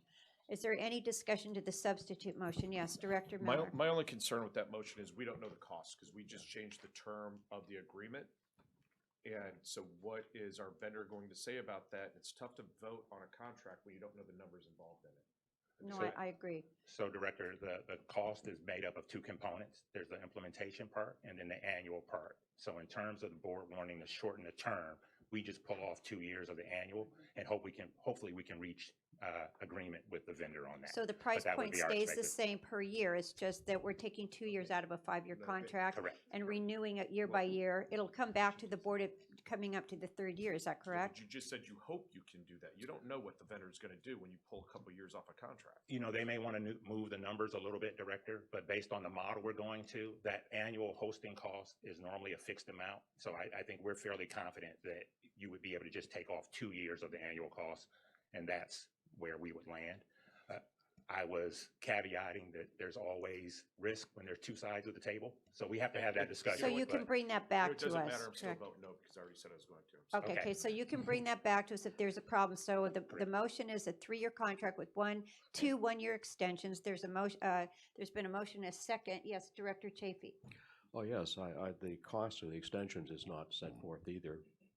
In fact, the contract itself is not attached here, so it's hard to know exactly what that's all about. But I note that the 5-year term ends in 2025, which tells me this start date is July 1, 2020. So what's the problem in going to February to start a vote on a contract that doesn't start until after that date? Are we gonna start implementation before? The implementation, the start of the implementation project with Central Square would be January 2020. It's first date in January 2020 that we can be on board with them. And that process takes, they're estimating it's 7 months So to the transition. term of the agreement is really more than 5 years? If we're covering an It's interim period? the migration project is the first 7 months, so we're already paying our Is existing that a maintenance on separate IFAS. contract? Yeah, so I apologize, Director. We do have an existing contract with this vendor for the current system. So we'll be leveraging some of the aspects under that to start the work in January. And then this new extension that we're asking the board to approve would kick in July. But the work towards our end goal to get the system implemented would start in January. Well, I don't know why it can't start anyway with this contract coming back in a way that is numbers correct, among other things. And that's, It just pushes out the start date. well, okay. I hear it. Let me also ask a question if I could, because this arbitrary decision not to have a meeting in January, I like the fact we have regular meetings, but we don't. So I would suggest maybe we have a board meeting in January. On the day we have a scheduled study session, we could move the study session to another date, so we could perhaps get this figured out. You can get the numbers back, talk to the contractor, and then we don't have such 2 months downtime. We only have less than 2 to 3 weeks. Could we possibly do that? And then I will turn to Director Wagner. I agree with Samuel's assessment that what we would come back to you with would be virtually nothing different than what the alternative that's on the table right now. So I would urge you guys to take the action today. Okay, thank you. We'll turn to Director Wagner, and then Director Bain, did you want to speak once more? Director Heft, okay.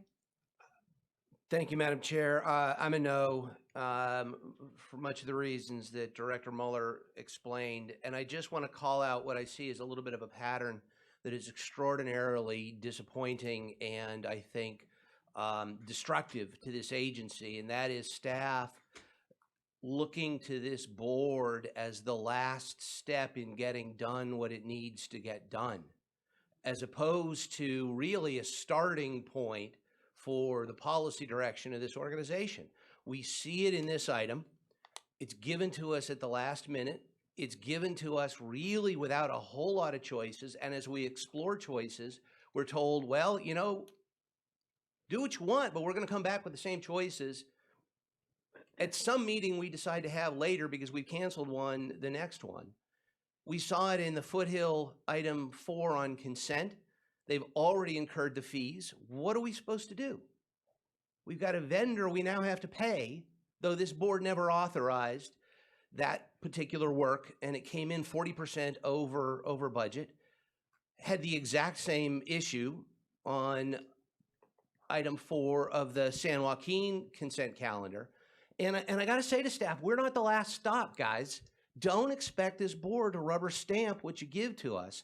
Don't come without options. Take your cues from us rather than look at us as a roadblock or the last hurdle. I'm a no out of principle on this one. Okay, so thank you for your comments, and then we'll move to Director Heft. Is that correct? I don't want to miss someone. Or Director Bain, did you want to go first? Are you sure? Okay, Director Heft. Okay, sure. Okay, I just want to kind of agree with what my colleagues have said, and that is, and I'm just uncomfortable with hearing that if we have a meeting in January, we won't have any more information than we would now. If we shorten the term, I've been hearing terms like, we're relatively certain, we're hopeful, we're pretty sure that these will be the numbers that we're looking at now. I think it's really important as a board that we have those numbers and be able to get that from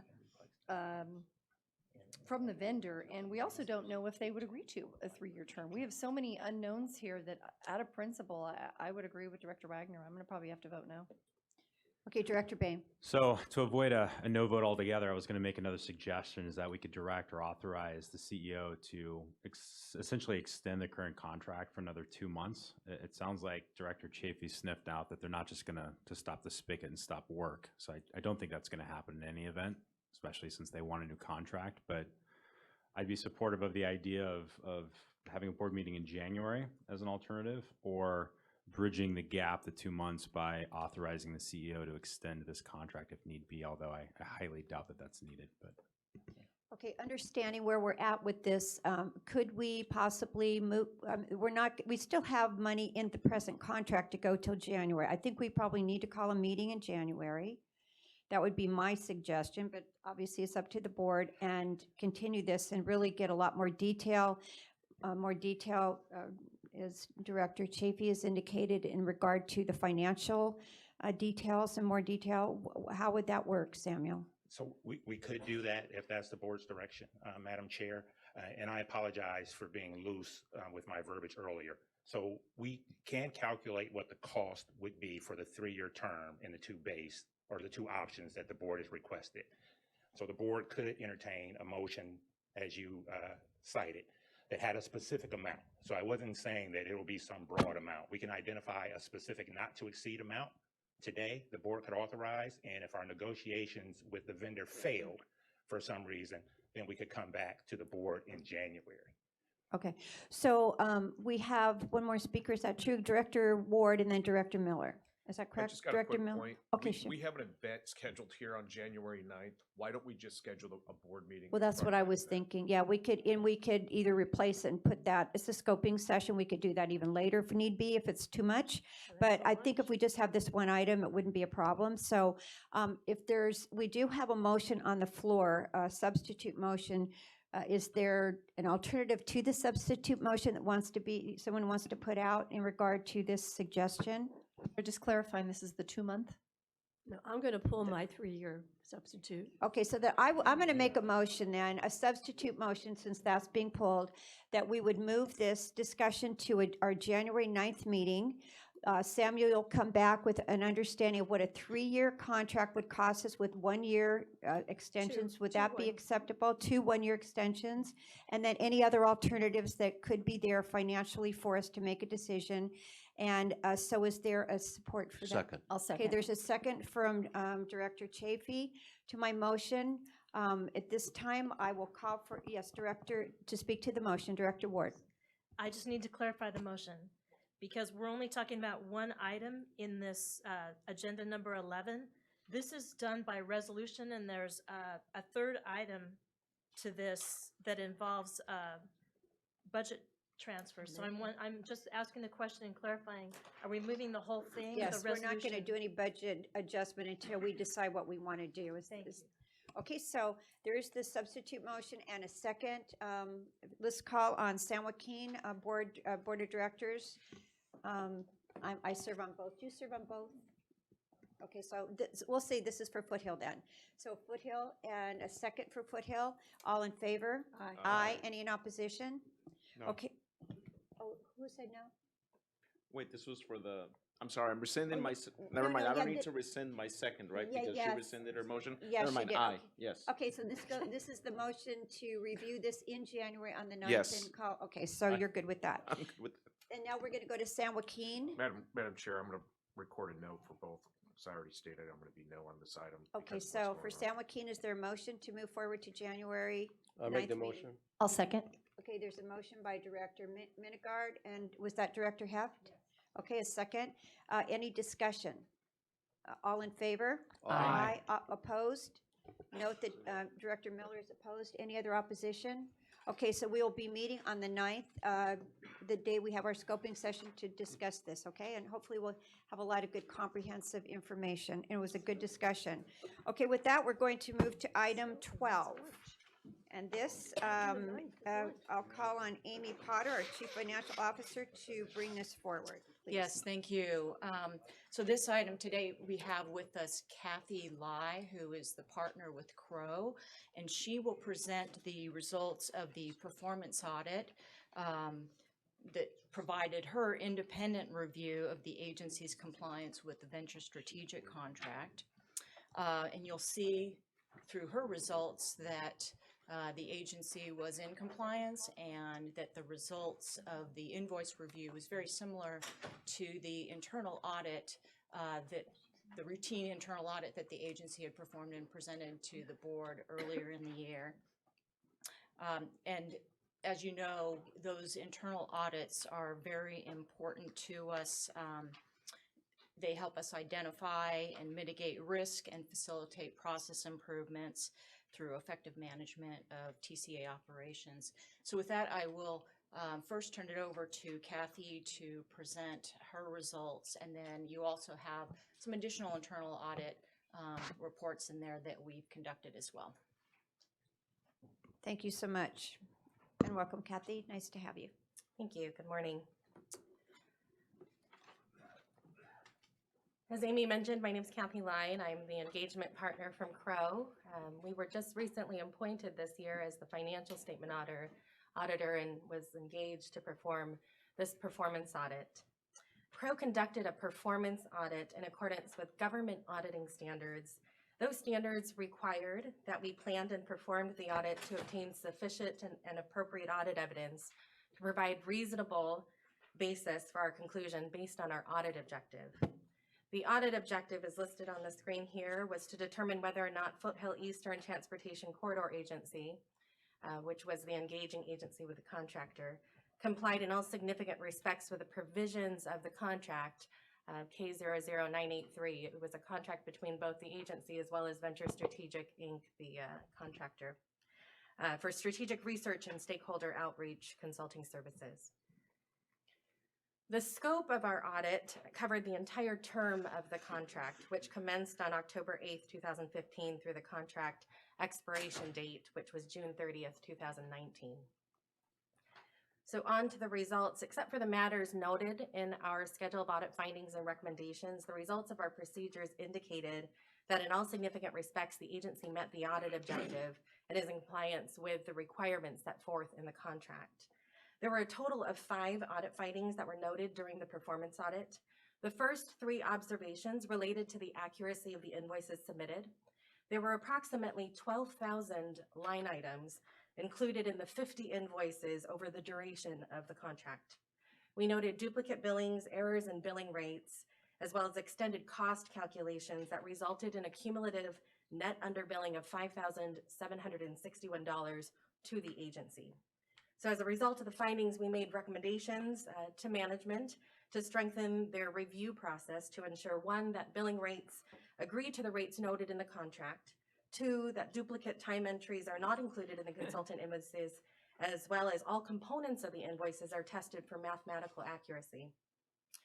The 4th observation related to the agency's non-compliance with certain provisions within the contract. For example, the timeliness of invoice submissions and related payments to the consultant within the required timeframes that were noted within the contract, with the consistent application of a 5% contract retention as required by the terms, and maintaining supporting documentation for all reimbursed expenses, or ensuring that the consultant provide proper notice to the agency when their incurred costs and projected estimate to complete exceeded 75% of the not to exceed amount.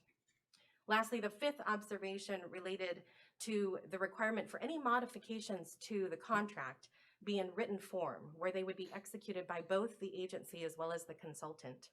We noted that the changes to billing rates, as well as the addition of sub-consultants throughout the duration of the contract term, were mutually approved by the agency and consultant, but they weren't documented in a formal written amendment to the contract.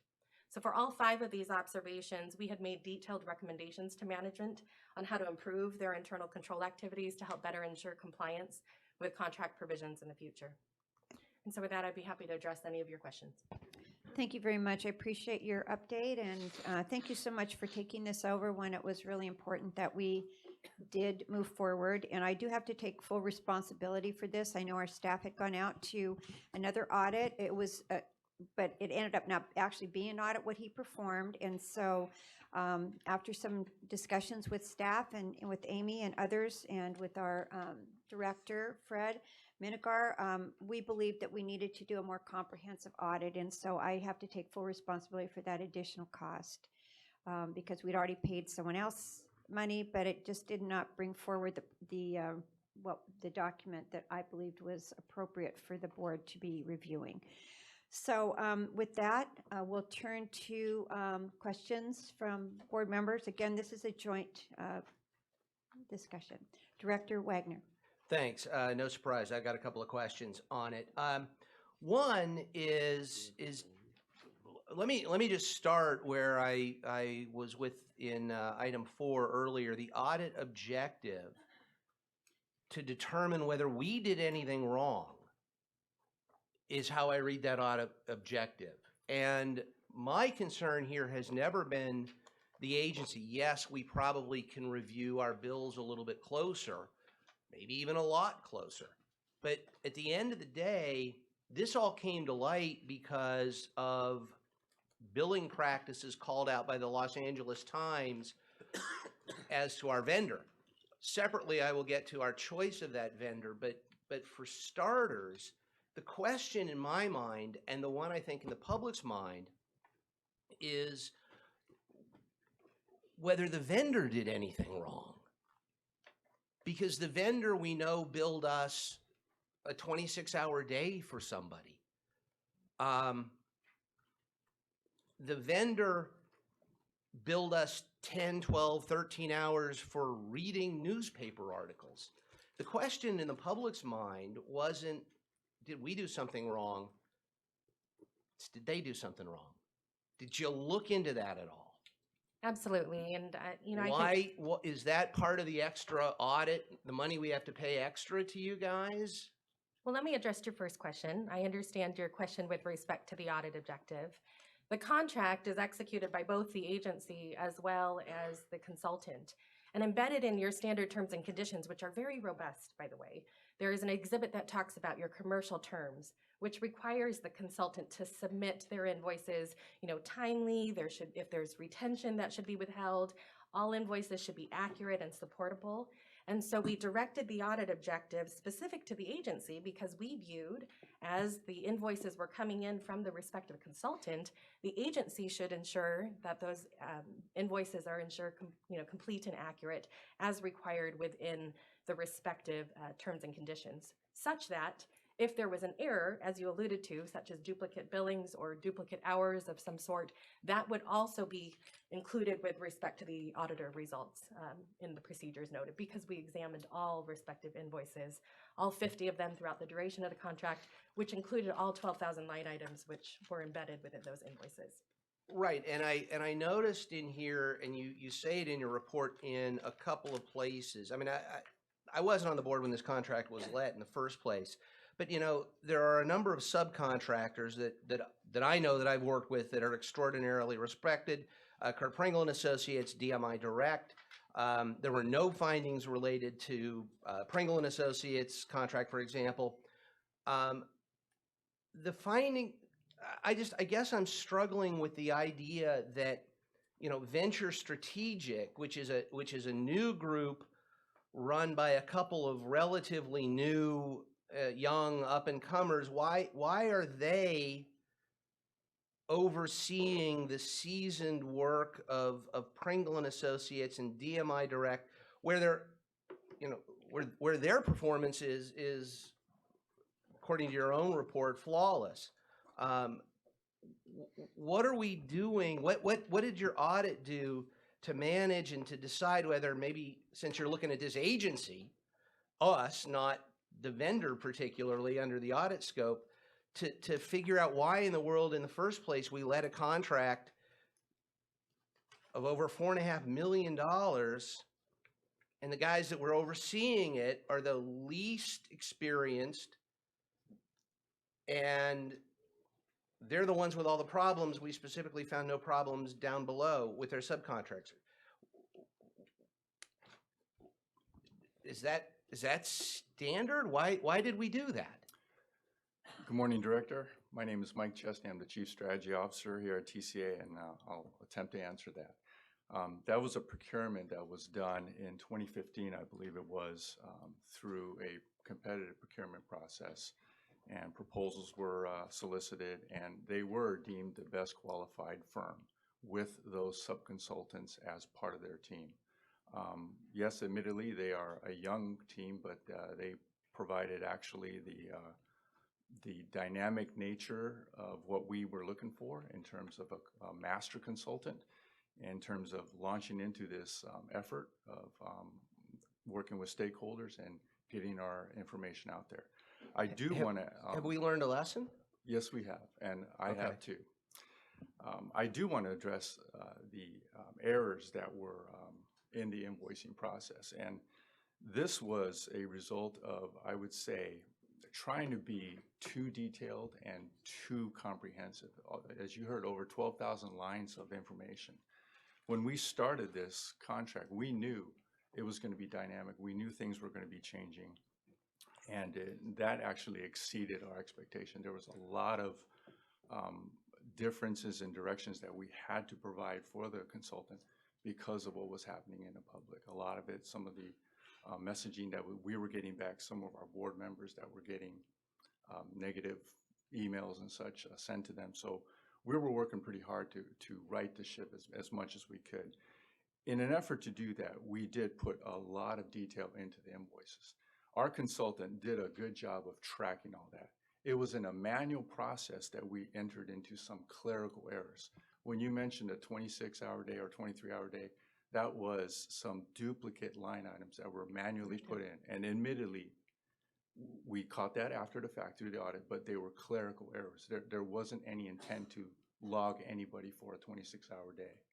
So in an attempt to be super detailed and trying to track every hour, we ran into some of these clerical errors because the invoicing process, and admittedly on our consultant side as well, wasn't, I'll say, automated, but they tried to do things with some manual input and cut and paste, and those did cause some clerical errors. Okay, I would suggest that some of the rapid fire changes and the uncertainty and the need to move quickly, given the troubles that this project has experienced, might have been reason not to have gone with somebody who hasn't really been through this before in any details. And I hope that is one of the lessons we learned from this contract and this debacle. As to the audit, is there any way to audit, and I ask this almost rhetorically, but I do want to tee up the issue. Is there any way to audit the reputational damage this organization has suffered as a result of these sloppy contracting processes by the vendor that we didn't catch and that ended up in the LA Times? I think it's an excellent question. I'm just trying to be very thoughtful with respect to my response. It would be very difficult to quantify the opportunity costs, let's say, that was foregone with respect to that, but I'm not saying that it's not possible. It's something that certainly you might be able to look into, and I can certainly check with my firm as well. Well, I'm not asking about opportunity costs. I'm just asking about reputational damage. I mean, we took it on the chin pretty hard, and the damage, I think, is lasting. And this agency is now paying additional money, the money we contracted to pay with you, the money we were asked earlier for the contract overruns that we're being asked to pay for you. We've come out of pocket over this, and I'm dissatisfied on behalf of the taxpayer that we find ourselves in that situation and we allowed a vendor to drag us into that situation. Is there any recourse?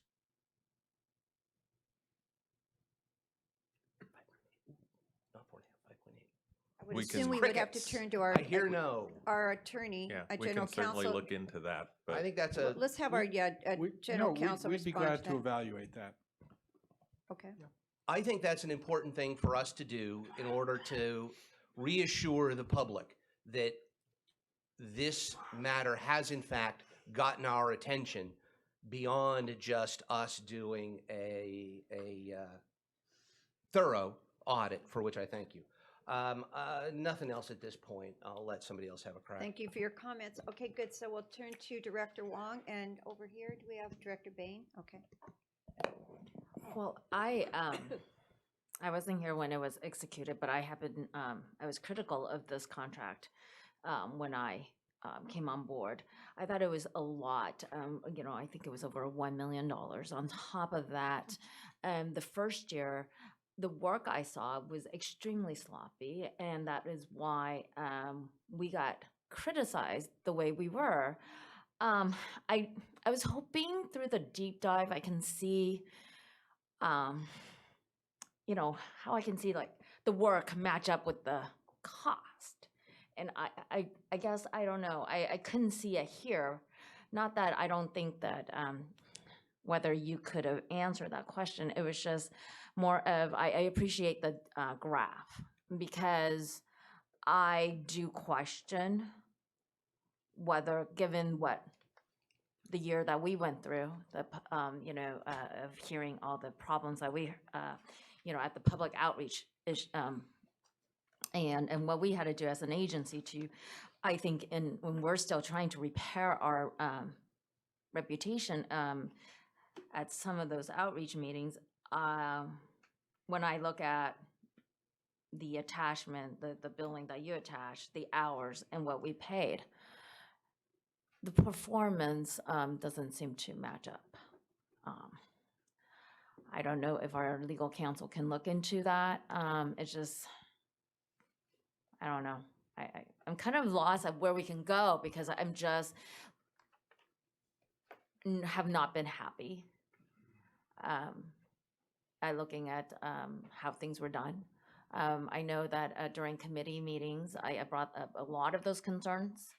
A lot of it was, well, you know, it's fluid, I apologize, and this is the best way we can do this, you know. I still can't get over the fact that, you know, all those mailers that went out, the amount of money we spent on mailers that was sent out during the week of Christmas. I mean, you know, and after New Year's, I mean, that's the time people toss everything. And to have that PR being done at that time and looking at the cost that went along with it, it has never been, and the explanation that we received, I've never been satisfied. So I would love for our legal counsel to look at that. Thank you. Thank you for your comments, Director Bain. Thank you. And Chair Shea, you correctly pointed out that this was put on the agenda originally, I think, in April at the request of San Clemente. And I can emphatically say that the objective stated here was not the objective that we had. It was in line with what Director Wagner said. That said, I want to start by thanking the Finance Committee for going forward with an audit. I think the Finance Committee had good intentions when they directed staff to get an audit. I think something was lost in translation when we got this back. And I don't say this lightly, but it's an embarrassment that we spent $71,000 on this report that looks at whether or not we did anything wrong with respect to this contract. To start, Director Wagner's already pointed out what the objective was. I deal with a lot of auditors in my profession. I know for a fact that you only stand by what your objective was. And in fact, at the first page of your cover letter, you said our audit was limited to the objective of this report, which includes determining the compliance with the compliance requirements set forth in the contract. Manager is responsible for the agency's compliance with those requirements. That is very clear indication that your audit was solely looking at what we did as an agency and what our staff did, which entirely missed the point. And Crow is a very reputable company. I don't fault you at all for coming back with this report, because that's what you were told to do. The problem I have is this audit never came back to the full board, despite the fact that I asked for that repeatedly in April and thereafter, so we could discuss what the scope of the audit would be, what the cost would be, and what we wanted out of the audit. And this is predictably what we got back, which is not at all what the intention was. And I took a lot of heat, I think, in April for requesting this. I think people were skeptical of sort of San Clemente's objectives and what we were after, but I think folks now are seeing that this is bad stuff. And Director Wagner, you were wrong in what you said earlier. I'm just going to correct you. You said 12 or 13 hours spent reading the news. It's actually 1,300 hours. Per day. But, Yeah, okay. no, but that's just for perspective. That's $230,000 of fees incurred for reading the news. And so just very simply, was reading the news a part of the contract that we negotiated with Venture Strategic?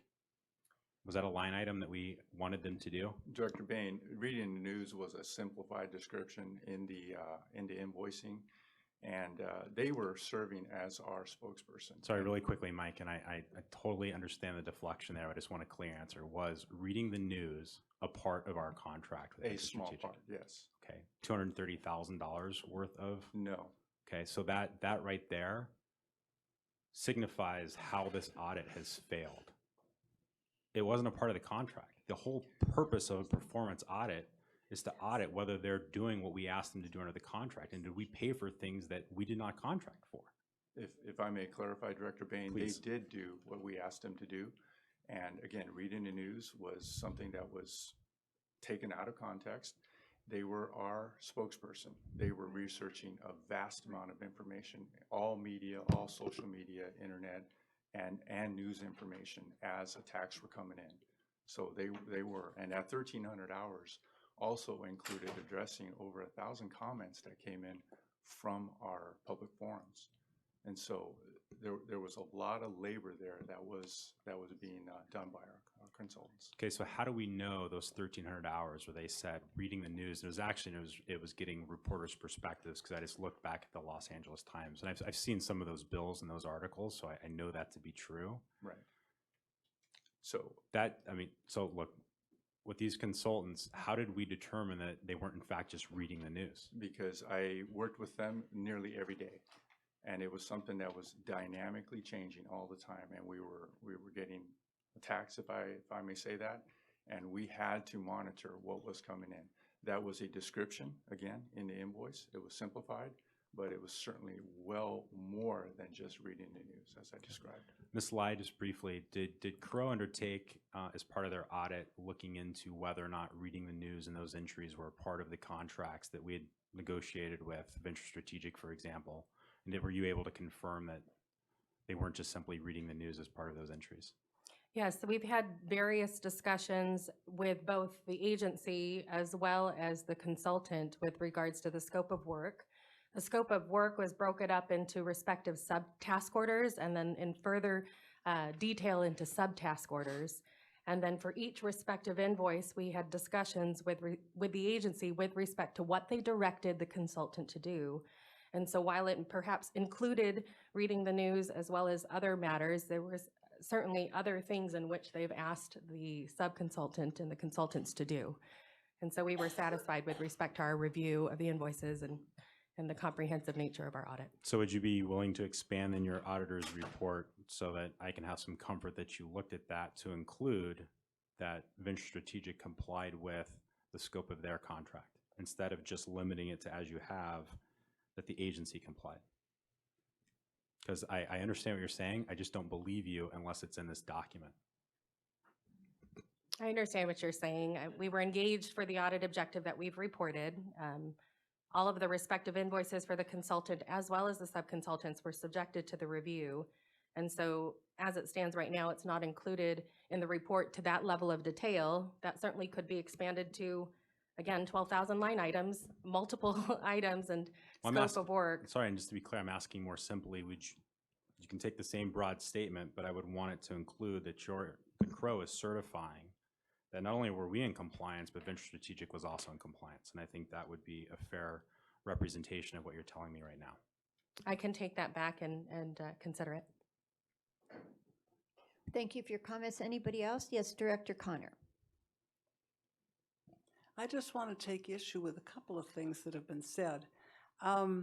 This agency is the target of people and organizations that are trying to do us reputational damage all the time. We have some real satisfied customers, millions of them, but there are other individuals and organizations that have an axe to grind. And just because somebody on the LA Times writes a hit piece on this organization, that doesn't necessarily mean that we have been rolling in the mud with pigs.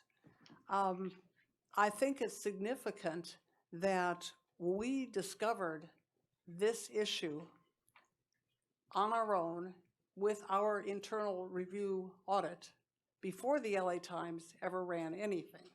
And we had already begun investigating it and responding to it and working on it at that time. The only reason it's a black eye on this organization is because some people who are opposed to other things we are doing take that stuff and run with it. And that's what you have in politics these days. As far as the audit is concerned, we ask the auditor to review our procedures and policies as far as these invoices go. And based on our contract and the robust terms in that contract, they ended up reviewing the practices and billing. And I agree that it wasn't a performance audit because you weren't asked to figure out how successful we were in molding, how successful our contractors were in molding public opinion or legislative opinion or whatever else it was that we asked them to do. But the end result is that the auditor's performance, that the contractor's performance and the contractor's billing procedures were found to have no fraud. And there was no waste and abuse. And in fact, the outcome was an underbilling, a net underbilling to us. And by saying, well, this audit is crap because it only looks at what we're supposed to do and not what they're supposed to do, I think that misses the point, because the findings are there was no fraud and there was no waste and there was no abuse. And I think we shouldn't lose track of that. Yes, we have a couple speakers over here. Who was, Director Marriott, were you next, right? And then Director Wong, Director Crean, Director Ward, just remember your order. And over here, I'm sorry, Director Stevens, then Director Ward. You had your hand up first, thank you.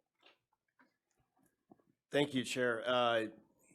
I would ask, and I'm not sure who the question would be best to answer by, but I'm still a little bit confused about what staff ordered and specifically what the enhancement was that Chair Shea, Director Shea requested that then cost us additional money. But could I have it explained to me what was originally ordered and then how it was deemed inadequate and why, and then what additional was ordered?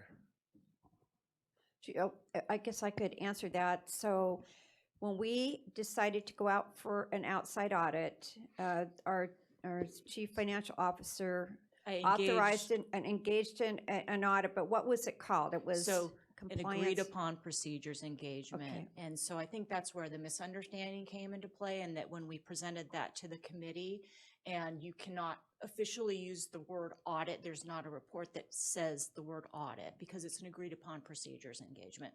It's a very typical type of engagement that's conducted, but it just, the committee did not feel that it really met what the board was asking us with that very specific term of audit. And so that was the reason that we switched gears. We completed the engagement, and you have a copy of it in your packet here. So the findings were very similar, but it wasn't to the level of the audit that we just The had detail. conducted by Crow. And it only went to December. It didn't go to the end of the contract. And so I got quite concerned. I talked to my city staff, financial staff. There was disagreement that we can't really do an audit, but I said, of course we could. We do these at the city of Irvine all the time. So we finally discussed the fact that we should have a performance audit. We talked, Director Minigar, myself, Amy, and Kathy, we talked this over, and I said, I can't bring forward this auditor to talk to us because every time you ask him a question, he wouldn't answer anything. So I said, this is going to be embarrassing, because he said he couldn't put really any authorization behind what he presented to us. It just was not going in a very good direction. So we agreed that we would go out and do a performance audit that was a serious audit, in-depth audit, and that's what we did. And again, it did push up the price. We hoped it would stay within the ballpark of that $50,000, but obviously it didn't. And as I said, I have to take responsibility for pushing this to get it to where it is today. How long was the time frame when we ordered the original performance engagement, agreed upon procedures agreement, and an audit? So we engaged the agreed upon procedures engagement when I presented the internal audit findings. I believe it was April of this year. we brought the results to the August, I believe it was August committee. And at that time, that's when we changed Director Miller, gears. do you remember, was that August, you're the chair of that committee? We all had this robust discussion, and this gentleman came to the So several months. committee. It was several months So ago. several months. Yeah. So I'll just tell you, when the articles hit, nobody was in here on staff, or even with all due respect to my colleagues in committee, saying, we've got that covered, we've got an agreed upon audit, we've got an agreed upon procedures agreement already in the works. Nobody. The word used was audit.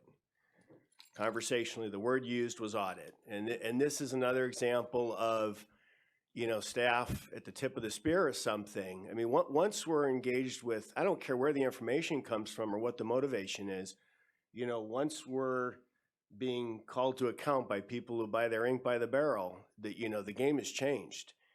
And the stakes for everybody involved have changed. So that, and it to me as a board member, I felt it at the time. I felt like we were scrambling and it was inadequate. That was my sense of it. Months later, we upgraded to something called, with the word audit in it. We're still, we added a piece for 21,000, which doesn't buy you much.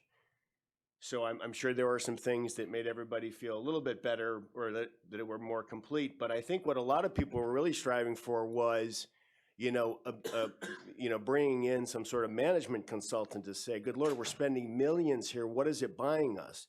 The distinction, as the director pointed out, mentioned fraud and waste. Fraud is very technical and is very, that's very definable. Waste is very subjective.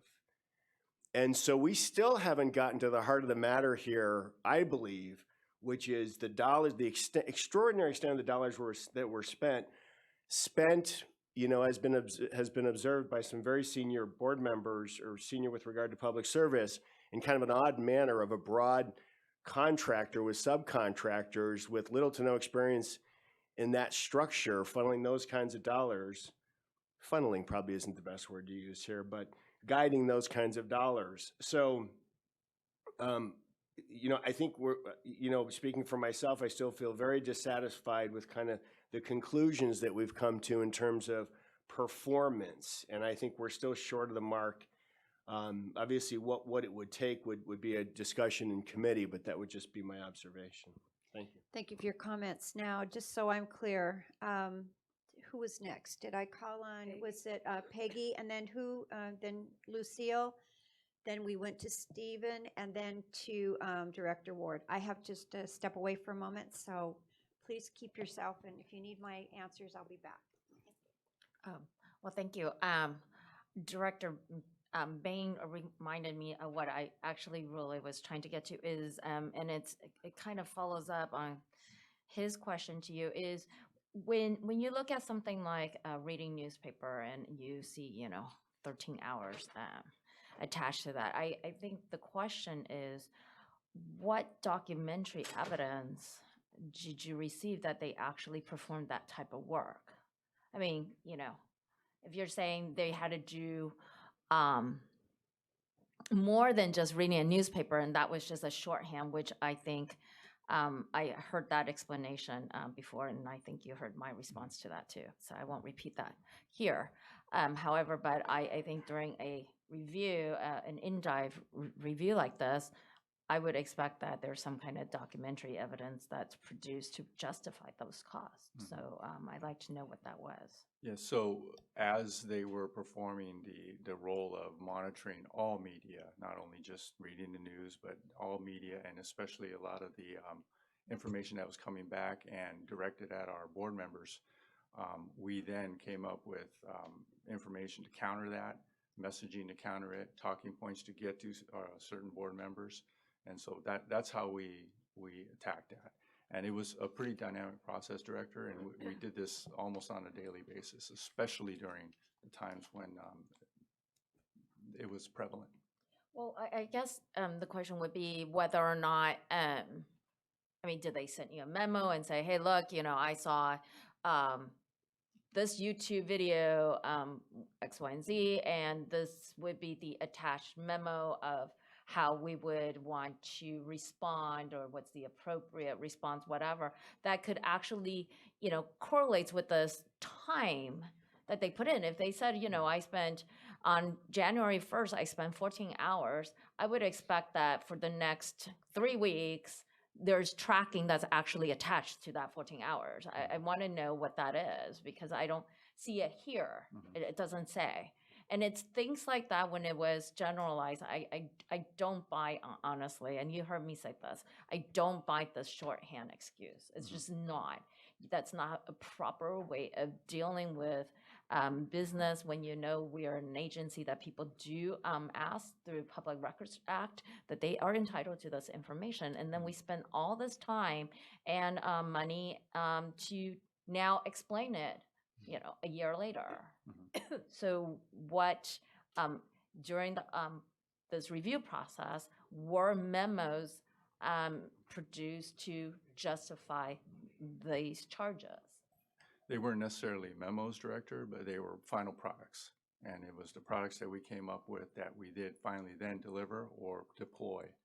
And I can honestly say it was more of phone calls, multiple calls and meetings every day to just come up with this messaging and information. And it was changing. Once we found out new information, we'd have to regroup and re-summarize the information for our stakeholders. The question would be for our auditor, was that provided to you in your review to justify that? I mean, I think that's really ultimately the question we have. Sure, I understand. Again, as I mentioned before, with the scope of work, they were broken up into task orders and subtask orders. Within the detail of the task orders, there were deliverables that were contractually required to be provided throughout the process to ensure the respective progress related to the different subtasks. And so as part of our scope of our review, we looked at the respective invoices, as well as the detailed time summaries, and then also all the deliverables to ensure, again, contractually, because both parties agreed to provide those to management, and we did not note any exceptions. Director Crean? Thank you very much, Madam Chair. I completely agree with Director Connors. I think a lot of this is politically motivated. I know in a lot of times the press will call different directors and ask them their opinion. So some of those things, I think, came from those questions. Also, if you're reading the newspaper, it goes farther than that. They were going after social media, as was mentioned, their YouTubes, everything. That world has changed, and so social media is the biggest thing. And so they could not put out information about the success of the agency unless they knew what was going on the other side. So you see something negative, you see something written up, you see something on social media, that's when you need to sit down, regroup, and expose that for what it is. And in the Financial Committee, I've just been on that the last couple of months. We were told it was $80,000. I'm glad to say it's only $72,000. But most of us felt that that money was well spent because we were told that the TCA had no responsibility and there was no fraud or malfeasance by the consultant. So we, as a committee, felt $80,000, $71,000 was well spent to come to that conclusion that we had. So I mean, we are, I believe, beating a dead horse here. I don't know what the outcome is going to be. I don't believe that the consultant should be responsible for the $21,000, and I do believe a lot of this is politically motivated. Thank you. Thank you. So we're turning to Director Stevens and Director Ward. So I think that, when we talk about reading newspapers, it kind of conjures up this image of a consultant sitting there with his or her feet up on a desk reading the funny papers over breakfast. But that doesn't seem to be what happened here. This was part of their scope of work, to be in touch with the media. Now, I bill for my time, and sometimes that time is spent reading cases, case law, to help my clients for their benefit. Would you analogize what they were doing to what I do as a lawyer, reading case law for the benefit of my clients? Director, what they were doing is just monitoring all forms of information that was coming. And that was not only through printed media, but also a lot of the digital media, as Director King reported, And also a lot of the, I'll just say attacks that were coming, and the emails that were being sent out because they were broadly distributed. And they were very, I would say, multi-page emails. And we were looking through them and coming up with information to counter a lot of the misinformation that was being put out. So they were reading newspapers, other media, social media, emails, things on Nextdoor or whatever, to let us know what was happening out there so that we could properly respond to it. And that was in the scope of their work. Fair enough? That is correct. Right? And so did you see any suggestion that they were reading the funny papers and things that had nothing to do with the work that they were hired to do for TCA? I did not see that. Okay. Now, I thought the auditor did a really good job, and I would expect nothing less from an auditor based in Costa Mesa. So here's to summarize. I have one question for you. Sure. It's a leading and a rhetorical question. You looked at 12,000 line items. You came up with, and this was over 4 years as I'm reading it, you came up with an underbilling, not an overbilling, of $5,761, which you determined to have an error rate of 0.12%, which translates by my mathematics to a 99.88% accuracy in the billings. Okay, that's what I got from your report. Relative to other audits that you do you think that that's pretty good, a 99.88% accuracy rate? Well, grade school will tell you that anything above 90% is always a good sign. I think sign number 2 would also be that there was a net underbilling to the agency as opposed to a net overbilling. And I'm looking at my numbers here with respect to your calculations in terms of the net underbilling in comparison to the total amount paid over the duration of the contract. I believe your calculations are correct on the error rate. Okay. So then the taxpayer with a 99.88% accuracy of the billing, I would think would be comforted by that. I know as a taxpayer and on behalf of taxpayers, I'm comforted. Thank you very much for your comments. And we'll go to Director Ward and then Director Miller. Director Bain, did you want to share another thought? Okay, so you'll be after Director Miller. Being back on this board is, it pains me to hear words like this is just political and people have an axe to grind and they're sending us complaints. That is the public trying to reach out to each and every member of this board directly, and they were doing so because the process, this whole entire process that we have gone through for the last 4 years has been terrible. It was headed up by Venture Strategic. It was inadequate. Not only was it inadequate, it turned the public into opposition. In fact, that's what they were called when this board got memos from our staff telling you what the opposition told you. It should have said, this is what the public is saying, not opposition. So it creates that adversarial environment when the public is just trying to reach you because they can't get through with what the process was. This process was designed so that the public could not get maximum benefit and public outreach. I heard that this was going to be a robust, transparent public process. And when I saw what was happening, we had a green alignment still, and we had an alignment pointed through San Clemente. This contract came up for $1.8 million. He was already approved for 519. And him even being hired is suspect because I think that procurement process, there's problems with that. But the 1.8 million, I actually voted for the first year because I thought, you know what, this is so serious to my city and my people, it has to be a robust public process, and he should get 1.8 million for that. But after the first year of what I saw, the green alignment taken away, the ascertainment study, 2 public forums late in 2016, and then 1 in June of 2017. When the board came to renew this contract for 2018, I said, do not do it. There are serious questions, and we should all wonder what Venture Strategic is doing. I was the only vote no for that. Venture Strategic was our public outreach. One of the things they did was buying the domain name No 241 Toll Road so that the public couldn't use it. And the public was using it.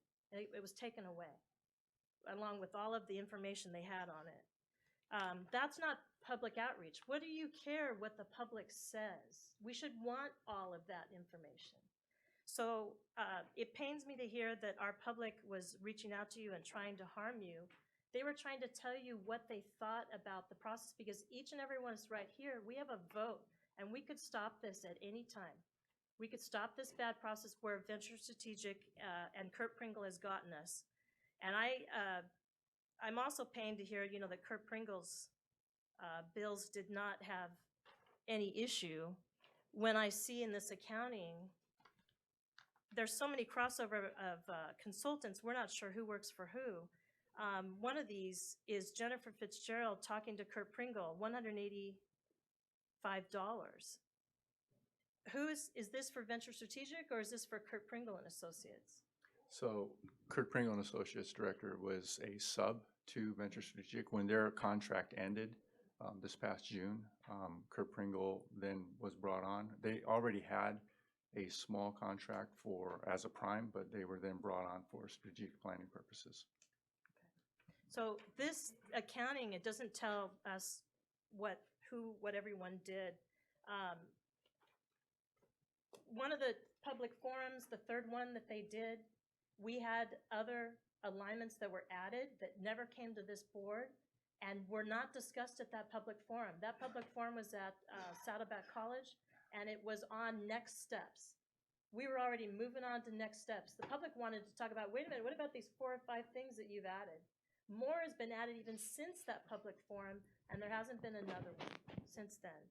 So what did Venture Strategic do for all of 2018 and 2019, where they got 1.8 million again? So I voted no on the budgets for those after that first year after I saw it. It was disappointing to me that the board voted yes. I think in 2018, I got a couple more votes with me. I think even Todd Spitzer voted with me against these contracts. We are in a bad place because this was a bad process. And I'm not sure if Venture Strategic could have completely avoided it, because I think the process is bad from the beginning because there's no public support for these alignments. None of the alignments that we're trying to go forward with has public support. I can tell you that. I talk to them all the time. Okay, They're not Kathy, if the I could oppos- just wait a minute. suggest something, They're not the let's opposition. don't go into alignments, because we're talking about, it's Well, agendized we're about talking the about audit. the process, the stakeholder But you're process getting that into a this lot of contractor details did. about alignments people don't like, and that's not really Well- what this contract is about. So Well, let's the- try to the stick to contract that, was okay? on outreach services, and I'm just telling the board that the outreach was terrible, and it turned, instead of garnering support, it turned people to opposing it. And I'm not sure if that totally can be on Venture Strategic, because I think what they had to work with was, that's the outcome it was gonna be. But we should, I don't know, this is not, maybe Director Bain, he was here when he asked for the audit, I wasn't, but this isn't what I thought the audit should be about, just line items. It needed to be more about what happened during this process. Okay, so we'll turn now to, thank you, we'll turn now to Director Miller, is that correct? And then Director Bain, and then Director Minigar. I just want to notice, 12 o'clock, and we have a Closed session. closed session. This may take some time, so So- I know we can go on and on, but we Thank- all know what concerns people have, so go Thank you, ahead. Madam Chair. I just wanted to chime in on this. I think we're starting to kind of go round in circles on what's happening here. I want to agree with Director Wagner. We had some very good consultants in this project, on this contract. And I did have an issue with it the last time it came up, and Mr. Chesney and I sat down, and specifically, I didn't like the idea that Pringle was under the umbrella and had their own. I thought they should be brought out and do their own work. And as it turns out, I think I was right on that. I think they've done a very good job for us. DMI, they did the printing, so they got everything out. That was great. But the reality is we're sitting here talking about performance. Performance is going to be subjective. Did you get the outcome for the cost that you spent? We spent a lot of money on this, and I think everybody here would say the outcome we were looking for, we didn't get. Did we do it the right way? Those are all subjective things. I mean, I agree with Director Bain. We can look at, did they do what they said they were going to do in their contract? And I think most of this conversation could be settled with what he recommended. Could you validate that they lived up to their terms of the contract, just like you validated that TCA lived up to our terms of the contract? I think that could put this whole conversation to bed. And I think we need to give the direction. Can you do that? And we need to know. And I don't know if you're the right consultant to do that for us, or if we need to find somebody else to take a look at that. But the reality is this: if we're going to be a transparent organization, whether you believe this attack is politically motivated or not, it is taking place. And as a board of directors, it is our responsibility to be responsive to that. And if it's as simple as, yes, they were, and we can kill the political attacks, that's fine. If they were, and the public understand we as an agency are doing the right things, whether you agree with us or not, we need to show that. And so I think we need to go back to Director Bain's direction, figure out how do we get that answer. You did a great job on this audit. You went through every line item. You did way more than we thought you were going to do on it. But we need to figure out how to get that answer. And I'm not sure if it's through Crow or if there's some other auditor out there that does management audits. Let's turn to Kathy. And Kathy, can you just answer that question? Or maybe you have in a roundabout way, but can you confirm when you said that the TCA, has done a job that was not showing any breach of, our contract or fiduciary? What about Venture Strategic? I believe you felt that there was just no problem across the board, but can you answer this question? Again, I want to reiterate that our audit objective was to examine the agency's compliance with the contract terms. And party to that contract was this other consultant, as well as all the different sub-consultants that worked on it. Nothing came to my attention with respect to my review of all of the invoices, all of the different line items that would lead me to believe that there was fraud existing on the contract. Otherwise, I would have been compelled to have to put it in my audit report. We did, however, note that there were recommendations for improvement, and we cited those very clearly with respect to our 5 findings, as well as calculated with respect to the duplicate billings and the billing rates, as well as the extended cost errors that it ultimately accumulated to a net underbilling. And so I can't really speak above and beyond what is already published in my respective audit report, but by virtue of looking at the contract and looking at the agency's compliance with those contract terms, and the other party of that respective contract is the consultant and the sub-consultants providing those respective invoices, there was mutual agreement, with the exceptions of the findings that I noted in my report, between the agency and the consultant with respect to the work that was executed at the agency's direction and what the agency in fact received in terms of the deliverables as noted in the task orders and the subtasks. So hopefully that addresses your question, Director Miller, did you want to follow up? And then we'll move to Director Bain. I understand that you had said that, but sure. The real issue is, can we get it in writing? And you're saying that it was not part of your scope. We may, as an agency, need to modify the scope and have you look at it that way, if you can do it. I don't know if you're the right agency to take a look at that level of performance. I don't know. That's something for this board to discuss. And if we can modify it and it's something you can do, we may be coming back here for another adjustment on it because there's going to be a cost associated with that. But again, I think that's important for this agency to not take a look at the dollars on this issue. This is all about transparency. Are we holding our vendors accountable? And can we go through an audit and show that they were? And this is a very important one because it is so public. And it's not just political attacks. These are attacks coming out of communities that are member agencies of this, member partners of this agency. Sure, understood. And so we need to address that issue. So why don't I suggest we'll move forward with this, and then if there's a desire by a board member, because it is a receive and file, we cannot make the direction to put something on the agenda today. I would suggest that anybody has an interest that in the next board meeting, we could add that consideration and discussion if you would like, okay, if that would work. Director Bain, and then followed by Director Minigar, Director, what is your name? Puckett? Santa Claus, actually. Sure, Go- thank go you, and ahead, thank you, Shay, Chair. sure. Jay, I'll be very No. direct in my response. I understand the concern, and I've tried to address it where I could about this being politically motivated. It's not politically motivated for me. I think that looking at a public news story and asking for agency accountability and transparency is important, which is exactly why we did an audit in the first place and why Chair Shea, you felt it was important to do this. Let's at least get what we spent for our money and what you're telling us here today you did, but I can tell you unequivocally, if you just read the auditor report, it doesn't say that. So I can fix it with 4 words if I can get support for direction to do this. So if you go to the first sentence on page 1 and you modify it to say, we have conducted a performance audit to determine whether Foothill Eastern Transportation Corridor Agency, the agency, and Venture Strategic Inc. complied in all significant respects to provision of the contract, I think that would solve my issue. And I would be very happy because that's exactly what you're telling us you did today. Can you modify it? Would And that then- be a possibility? And let me just Okay, go finish, ahead. and I think you need to add that to your audit objective as well, the same 4 words in the same spot, and for me, this goes away. I'm done, because then I can tell the public that Crow, and you're putting your license on the line when you say this, did the audit, and this is what they came up with. But what this document says right now is not what you were telling us today. Pure and simple. Because I Can do you- this for a living, I know this is not what you're saying in this document. Can you respond to that? Yeah, no, I understand your question, and I would also agree with respect to if you're going to change anything in the report, that it also has to tether directly to the audit objective. That is the basis for an engagement letter, and that's what we were initially contracted to do.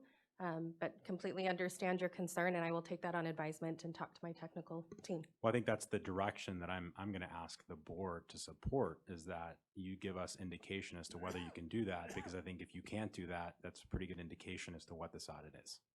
Sure, understood, and I can take that back under advisement. Okay, so this would just be, we can't make a motion because it's receive and file, but if you can get that information for us and perhaps bring it back to our CEO, and then we can distribute that to the board. If there is an issue, we also can put this on the agenda on January 9th to have a further discussion if there's a little expanded direction that we'd like to give you to have a more complete report with the considerations of other board members. So with that, Director Minigar, then Director Puckett, Santa Claus, and then no one else. Okay, we're good. And Connors.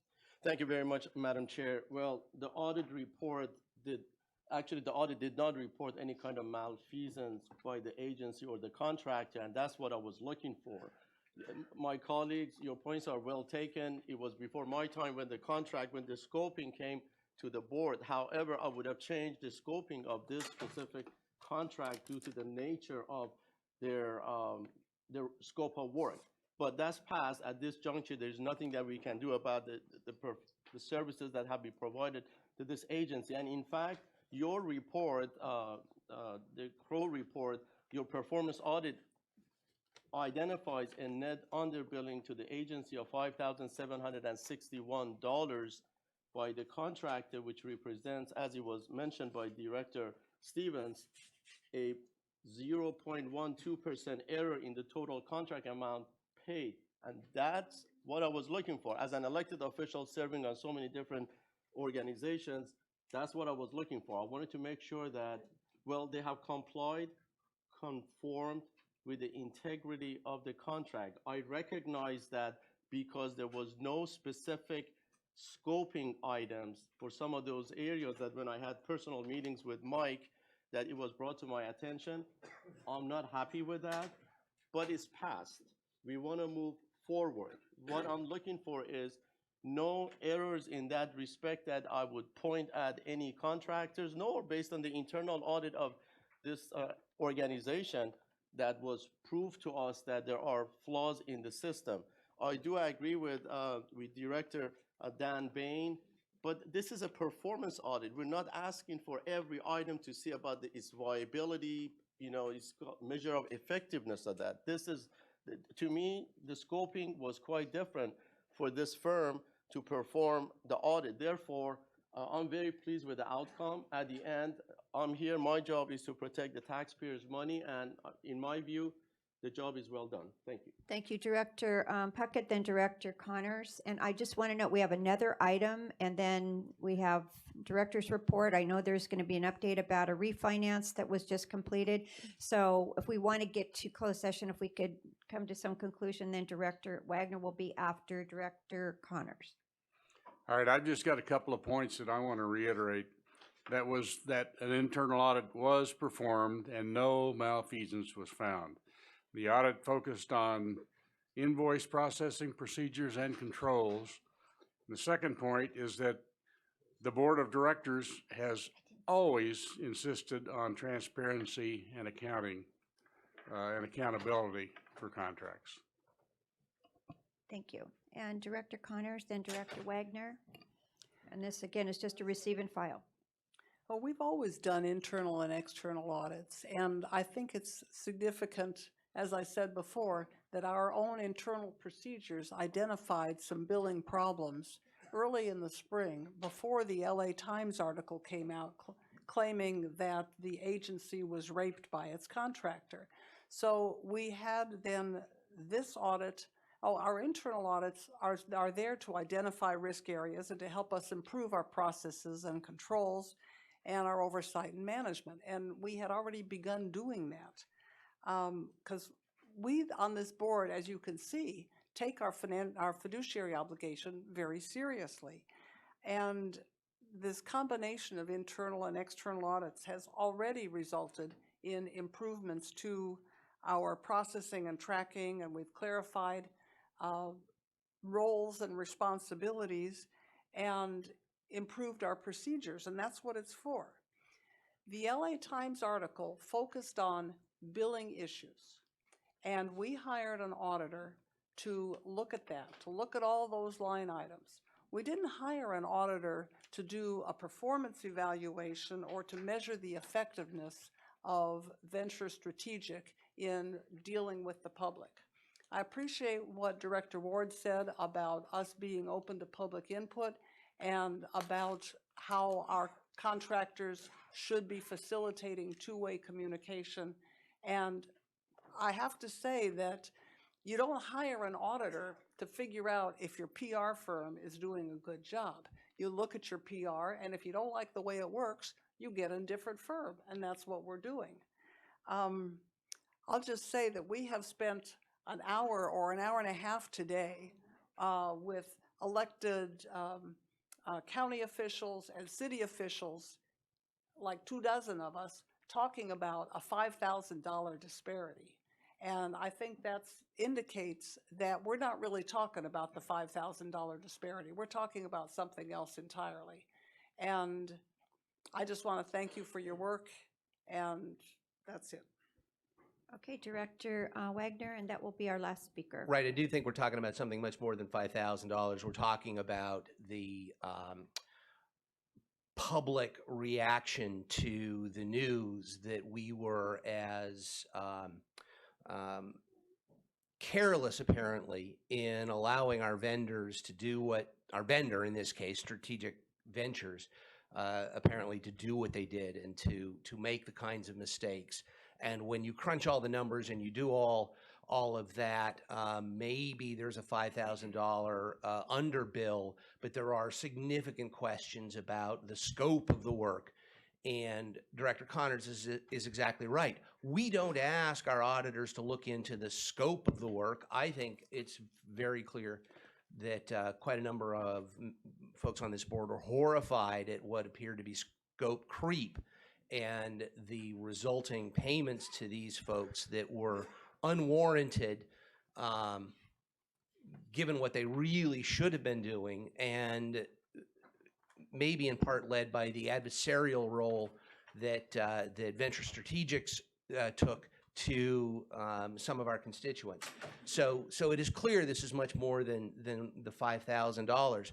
I'll leave this issue with just this point. I am confused and I am somewhat troubled by the refusal of Crow to make the obvious, to me anyway, connection We keep hearing that this is an audit of us and our side, but to do it, you have to look at the other side.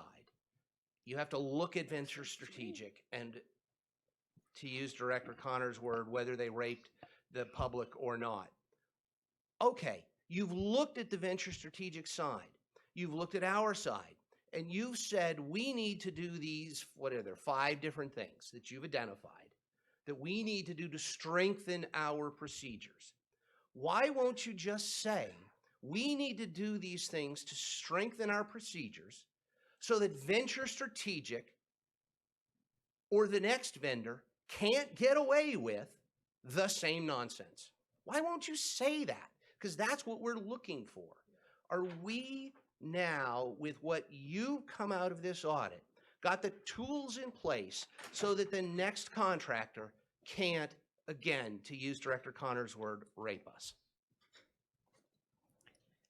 So with respect to your first point on the comment on making recommendations related to internal controls to ensure that the consultants don't submit any type of invoices that are not accurate. We did make recommendations from an internal control perspective, again, directed to the agency because that was our audit objective, to ensure that they strengthen their internal control procedures. And you can read through those in our recommendations.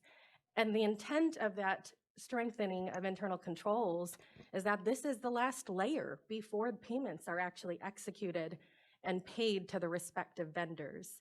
And so I understand your question, and also Director Bain's question with respect to modifying the audit objective to make that more abundantly clear. I just want to be clear that I'm absolutely willing to take this under advisement and talk to my technical reviewer. The conundrum for me today is, of course, that I've issued my audit report, and so to go back and to change the audit objective to modify it for as directed and noted here, I just need time to be able to do that, and I'm happy to come back and report back to the board. But I understand and appreciate your question. Great, so I just want to close here and thank you for all your effort. I will tell you, if we had not switched to you as our auditor and brought the previous auditor up, which was my fear, we would have been having major problems because he wasn't answering any questions we asked him. So you've been doing a real good job for us. The due diligence is wonderful. I appreciate the fact that you would consider going back, and if you could modify it according to what Director Bain said, which seems very minimal, but I think would answer questions, if that's even a possibility. If it is, then we would so appreciate that, and please let our CEO know. I would very much appreciate that. If not, we can always bring this back on the 9th and have a little bit more discussion if we want to expand it just to get to that point. I don't know what that would include, but I would hope that it would be something could be modified, just going back and talking to your staff. So with that, it is a receive and file. We don't need to take a vote on that for both boards. And thank you once again, and we'll wait to hear from you. Thank you. Thank you. And then at this point in time, we'll go to our last business item, which is Foothill only.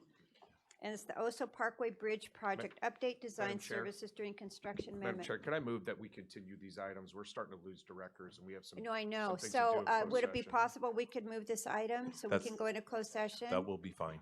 Okay, great, yeah, because it's 12. Okay, so let's go to public comments. Do we have any? Motion by the Oh, I'm sorry, yeah, let's Foothill make a Eastern. motion to I'll move second. this. Okay, is in there a motion, a I'll motion and a second, and then is there a motion and a second from Foothill?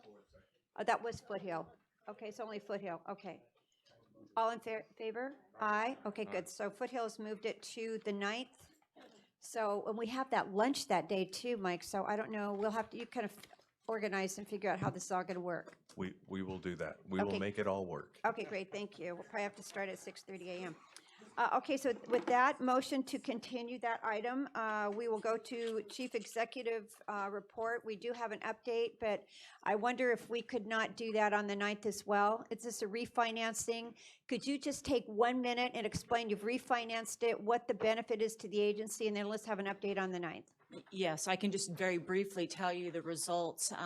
So we were able to successfully price the bonds this week.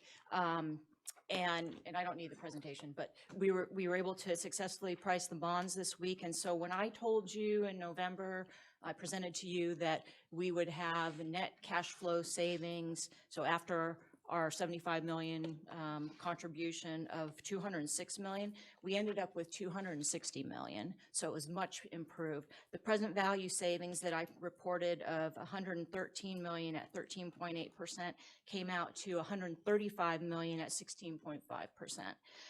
And the recouping our 75 million through the reduced payments each year initially was going to take 7 years, and it's now going to be 5.5 years. And so overall, the other very high strong point with this whole process is that Fitch upgraded the bonds. So when we presented this transaction to them, they upgraded the bonds, and S&P, who we have our A- rating with, revised the outlook from stable to positive, and so they are also looking at a potential upgrade. And so the whole transaction was very positive. We had very strong demand, and 40 investors participated, and 25 of them were first-time buyers. So that really concludes my presentation. So over the course of the end of the loan, the loan period, we're going to be saving $200 million approximately? 200, well, after getting back our 75 million Right. that enhanced the savings, we will reduce our payments by an additional 260 million. Okay, and how much No- is that savings on an annual basis? So Around starting, 13, yeah, so 15 the way it will work out is starting in your next year's budget, so 2021, our payments will be 13.5 million less than they were in the past, all the way through 2043. And then after that, 1.5 million reduction each year through the final maturity of 2053. Oh, that's good. We're going to save a lot of money. That's great. Thank you very much for your Yes. effort. I just want to suggest, and Mike, you might have something else to share, but our legal, our attorney who oversees our contract review for our employee evaluation has left. So she had to go to Los Angeles.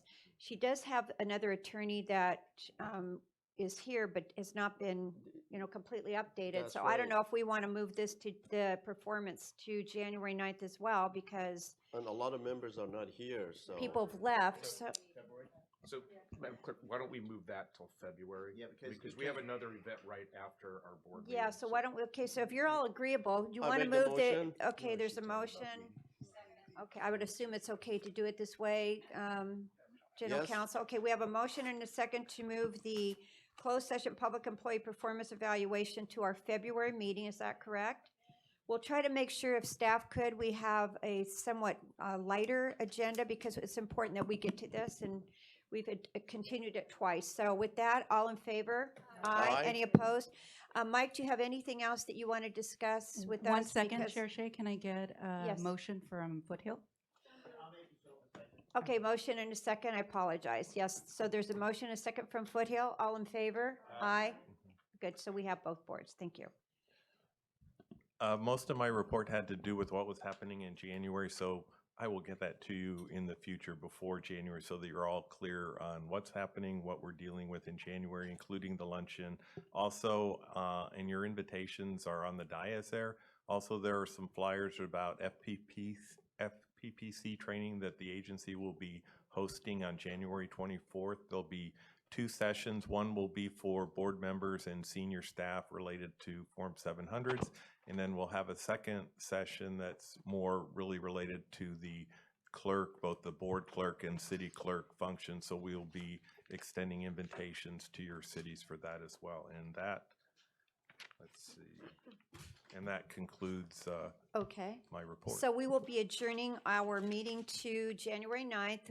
You'll let us know what time frame? And when Yeah, we look it'll at be the a calendar? 9:30 meeting, and then we'll follow that. If we can see that we can fit things in, we'll fit in the visioning workshop, and then not, we that'll could be move it, followed by the annual holiday luncheon. And I hope everybody appreciates that we're doing that after the first of the year, when hopefully people's schedules aren't as crazy. Okay, so Mike, let's have the meeting at 9:30. We'll have the holiday lunch. If it looks like this might get detailed, then maybe we can move the scoping session to a separate date. That's what we'll look That will at. be determined by Yeah. everybody, if that's okay? Okay, so with that, is there a motion to adjourn? And there's second? Everybody good with that? Okay, good. So have a happy holiday, and we will see you January 9th. There is lunch. I'm starving, so let's go.